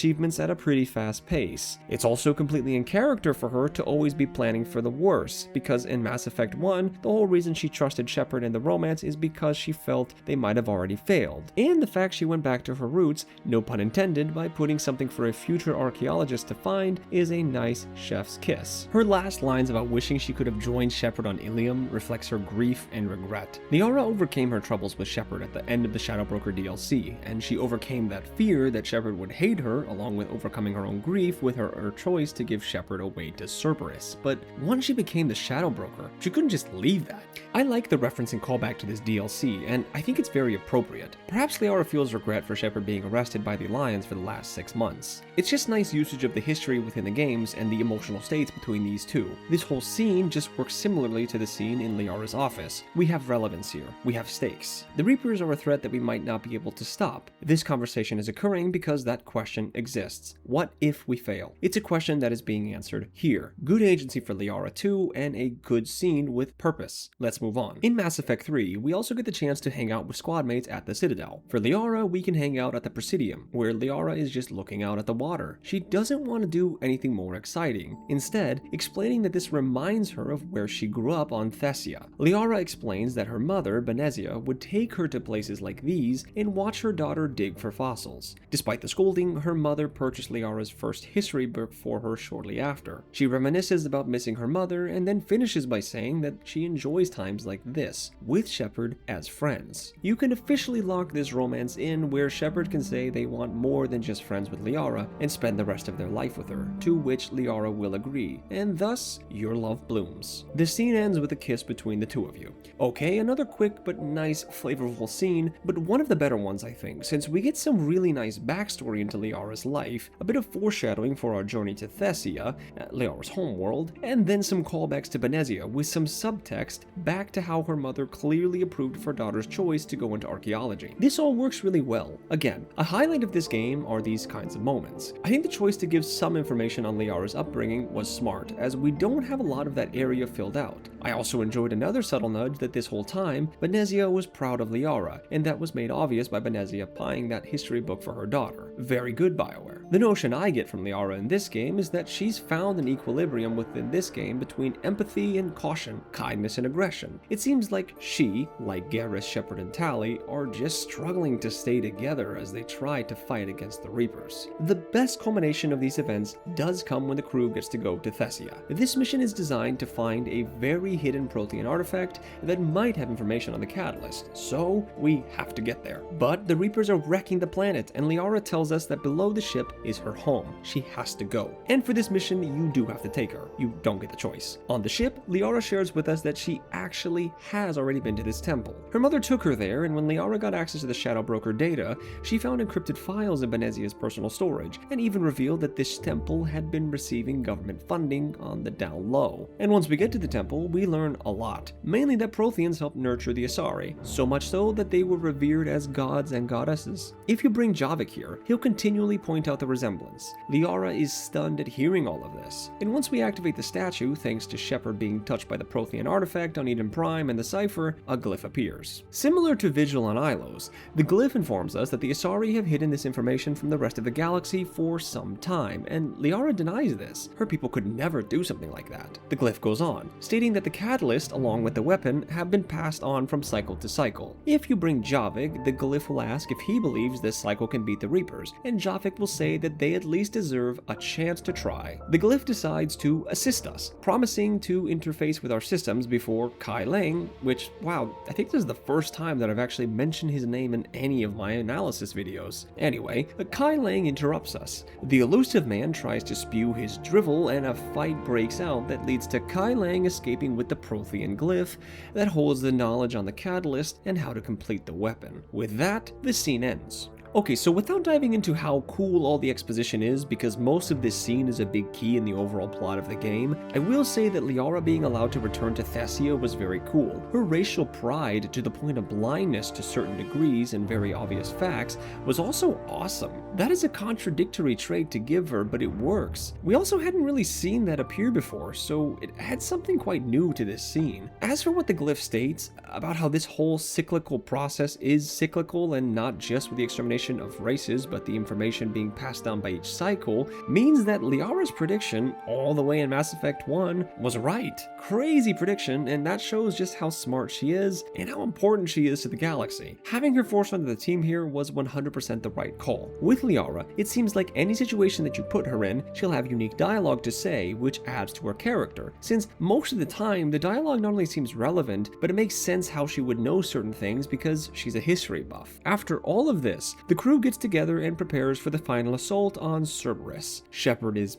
pissed that they keep foiling their plans and decides, since we need the information on the catalyst, we'll just go take it. You can then kickstart the final mission if you choose. I won't be covering the Citadel or Leviathan DLC in this analysis as per usual with all the other analysis. They are awesome, and Liara has some awesome flavor lines in the Citadel DLC and really cool historical lines in Leviathan, but both are just DLC and not part of the main plot of the vanilla game. So, that means means we are almost done. Wow. The night before you assault the Cerberus base, you'll get a romance scene with Liara. She'll arrive at your room where Shepard is inspecting their helmet, citing that they thought the casing was cracking. Liara and Shepard discuss how much weight and pressure is on Shepard's shoulders. And Liara, being the empath that she is, takes Shepard's mind away from that by having them focus on the stars above, dreaming about a quiet space filled only with peace, far away from the conflicts of everything. Liara grabs Shepard's hand and she tells Shepard how much they mean to her. Shepard will reply back that they love Liara, and she'll say she loves you too, before the two of you get a very detailed, long romance scene. Shepard then has one final nightmare before waking up. Shepard wonders how many will die, and again, Liara is that rock for Shepard, reminding them that they've done all they could, that they are no longer alone in this fight. With that, the scene ends. This is one of the better romance scenes within the game, and for Mass Effect 3, of the companions on board the Normandy you can have this scene with, it's by far the longest and the best written of the bunch. The subtext of Shepard with their helmet citing there's a crack, of course we could interpret as Shepard themselves saying that they're showing some cracks. And the leaning into Liara's emotional intelligence and empathy again here makes sense. I do think the writing is a little bit surface level here, feeling like Liara could have made this moment the moment where she gives Shepard an encouraging speech by perhaps grabbing Shepard's face and telling them that they can do this rather than just having them look at the stars. Maybe I missed the point a little bit about why they're talking so much about a place far away from home that's so peaceful, but I do still think more could have been done here. The romance itself is detailed. I will note, none of the other Normandy companions get this kind of romance detail. In fact, with Garrus, he doesn't even get a romance cutscene. Just Liara, which again points to her being, in my eyes, the implied romance option, but also the favorite of the devs. I mean, we even got multiple angles here, people. Anyway, as far as the send-off goes, it works. Structurally, the emotional tie-in with Liara's encouragement and the romance after works quite well. It's the night before we go to our final battle. Shepard and the player need this moment to pick themselves up one last time. Chronos Station does have some unique dialogue with your romance partner, and if it's Liara, she'll comment how she didn't know all of these plans that Cerberus had for Shepard, like making a clone or putting a security chip in their brain. But there isn't much else here. When we get to Earth, we have our final goodbye with Liara, who will have us embrace eternity once more, and we get to, what I presume is, relive all of our happy moments with her, experiencing a few days in just a few moments. Reminder, you get this scene regardless if you romanced her or not, but you can refuse the gift. In the romance version, you two kiss while the galaxy engulfs you.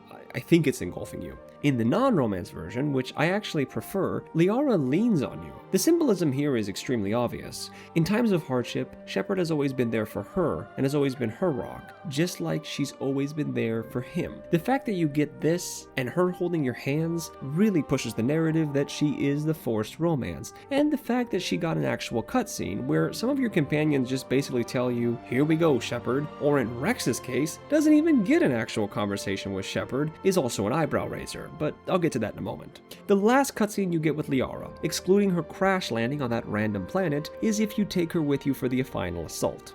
As usual, the Mako will flip over, injuring her, and Shepard will call for evac. She refuses to leave, telling Shepard she is fine, but Shepard will have none of it, telling her that she is everything. Liara will respond, "Shepard, I am yours." And that is it. The galaxy's greatest love story ends with Shepard stopping the Reapers. I will say, in this scene, I would have liked a bit more. You know, Liara did make Shepard promise never to leave her again, so it would have been dramatic if Liara had some tears.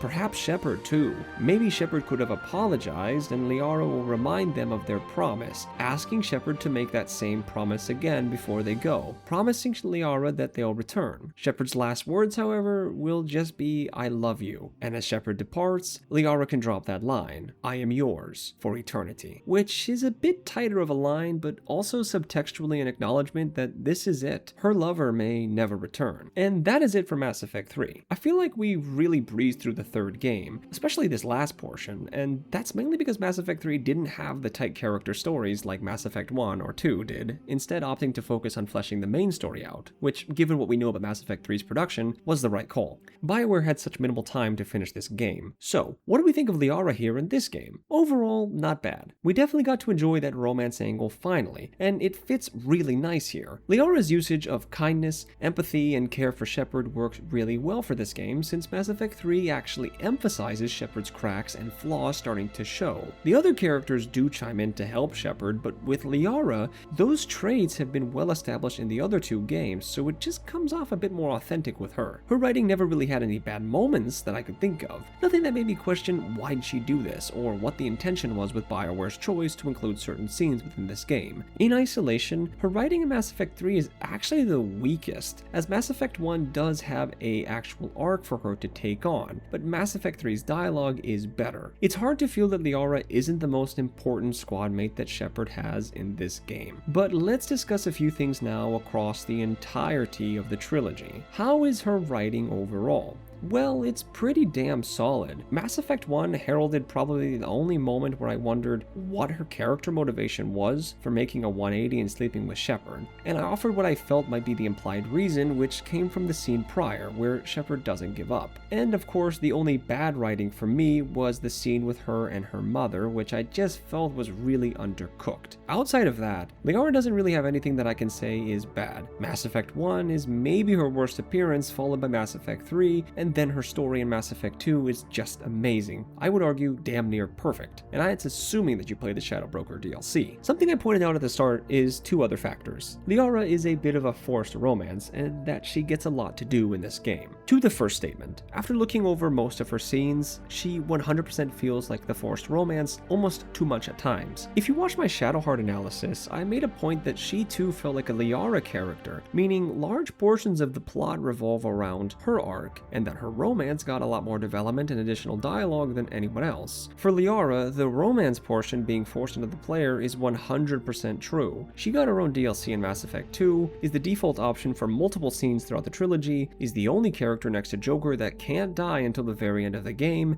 and while she is empathetic and caring, without romancing Liara, that can come off like she loves Shepard and is being both a good friend, but also expressing her crush on Shepard, which can come off kind of forced. As for the point she has got a lot of in-game importance and spotlight, again, that's very true. You cannot deny that from the very start of the trilogy, Liara was gifted a crucial role in the main cast. I'd argue main character level of importance. With Garrus or Tali, they are icons and leaders of their people, but with Liara, she is an icon for her people and discovers some of the galaxy's most important information. You can look at this two ways. Either you feel that her character is far too bloated in importance, and that BioWare should have spread out how helpful everyone else can be, or, and this is my opinion of course, if you're going to commit to a character being this important, then you do it right. Make their contributions push the narrative forward, but have them stay in their lane, which I think Liara did. Mind you, unlike with my comparison to Shadowheart, who in Baldur's Gate 3 not only holds the Astral Prism, the thing keeping you all alive, but also has an entire act of the game dedicated to her religion, goddess, and it's Shadowheart's turning point that is also simultaneously the Act 2 turning point for the entire plot of the game. Liara isn't that heavily involved in Mass Effect's plot. She is important in Mass Effect 1. Yes, her mother is Saren's right-hand woman, and Liara figures out where the conduit is. Those are both crucial things. The way she gives you that information, however, is a combination of her knowledge of Protheans and her being an Asari. And besides, is it fair to say that she had a bloated role when Tali is the one who had the audio file that got Saren banished, or that the Vermeer survivor stayed behind to protect the bomb to destroy the entire Krogan cloning facility, or Joker, who landed us on Ilos when it was physically impossible? I would argue with you in Mass Effect 1, the whole team contributed pretty evenly. Liara just maybe had the largest role in terms of contribution. In Mass Effect 1, her arc is also pretty subtle, and it's all about her finding her confidence in herself, making peace with her mother, and growing up. It's not particularly intrusive either, and as I said, thanks to her being able to be romanced, that actually helps her stand above the other members of the cast. In Mass Effect 2, she isn't in the game. Yes, she got a DLC, and if you want to say that is bloating her role, fine. But you don't have to play that DLC to get her mini arc still, and the role she plays in Mass Effect 2 is to exposit information on Thane and Samara, along with revealing she was the one that got your body back and gave it to Cerberus. To me, that is in character for her as a scientist. She went to the crash site and she found you. Perhaps she understood the fundamentals of what Cerberus could do as well, hence why she reached out to them. Is it clearly communicated that she loved Shepard even if you didn't romance her in Mass Effect 1, and so that love possibly made her do something crazy? Yes, I think that was the whole point actually. actually, and it sells itself. In Mass Effect 3, she returns to the party and is a welcome addition. Not only does Liara being the Shadow Broker bring in a mechanical advantage to her, but it's a nice tie-in for her arc. As mentioned previously, Liara is now in a duality. She is still kind, empathetic, at times sarcastic, and loves knowledge and history, but she picked up wounds along the way. She grew up.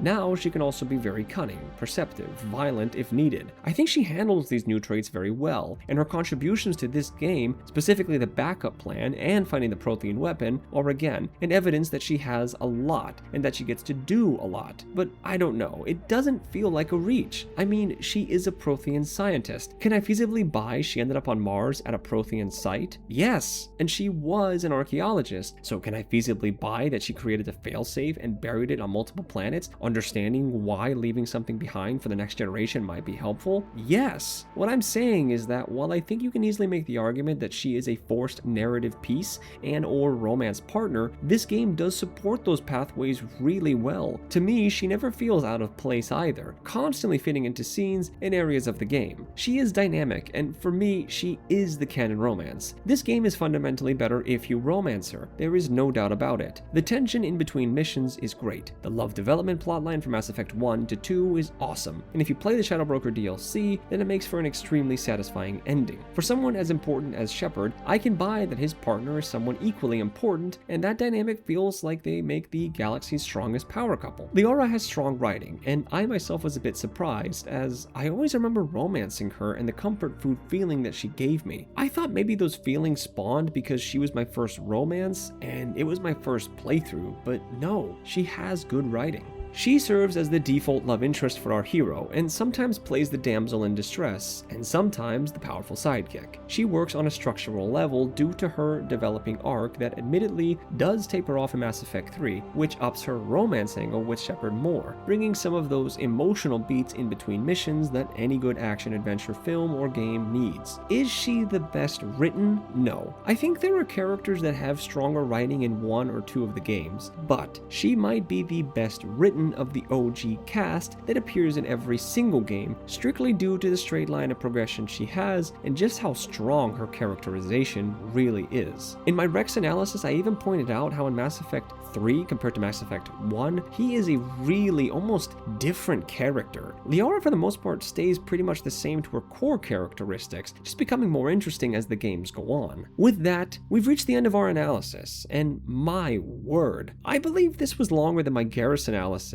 as this analysis has officially landed on its 37th page. God, I love writing these kinds of things. This is over 2.5 hours worth of audio, so we'll see if this video ends up being the longest video on my channel. Maybe Liara and I have more in common than I thought. We're both nerds, but I love it either way. I do hope you all enjoyed today's analysis. It took a long time to make, so please feel free, only if you enjoyed of course, to drop a like. Now for some special shoutouts. Firstly, I'd like to thank the artist Lily Hall, who once again collaborated with our channel by contributing her art of Liara for this thumbnail. Her previous artwork was for the thumbnail for Garrus. You can find more of her awesome pieces linked below or on her Instagram that I'll have on screen now. Thank you, Miss Lily, as always. Also, a big thank you to Yik17 along with all other channels linked in the description below for providing gameplay footage. This makes my job 10 times easier. So as always, thank you folks. Thank you for my fiance for constantly putting up with my work schedule and my scattered brain. You are the greatest partner that I could have ever asked for. I love you. And lastly, thank you, dear viewer, for watching. I do hope you enjoyed it. Thank you for voting for Liara on the most recent Mass Effect poll as well. Make sure you head over to my community page where I'll be posting 4 unique controversial characters this time around. Zaid,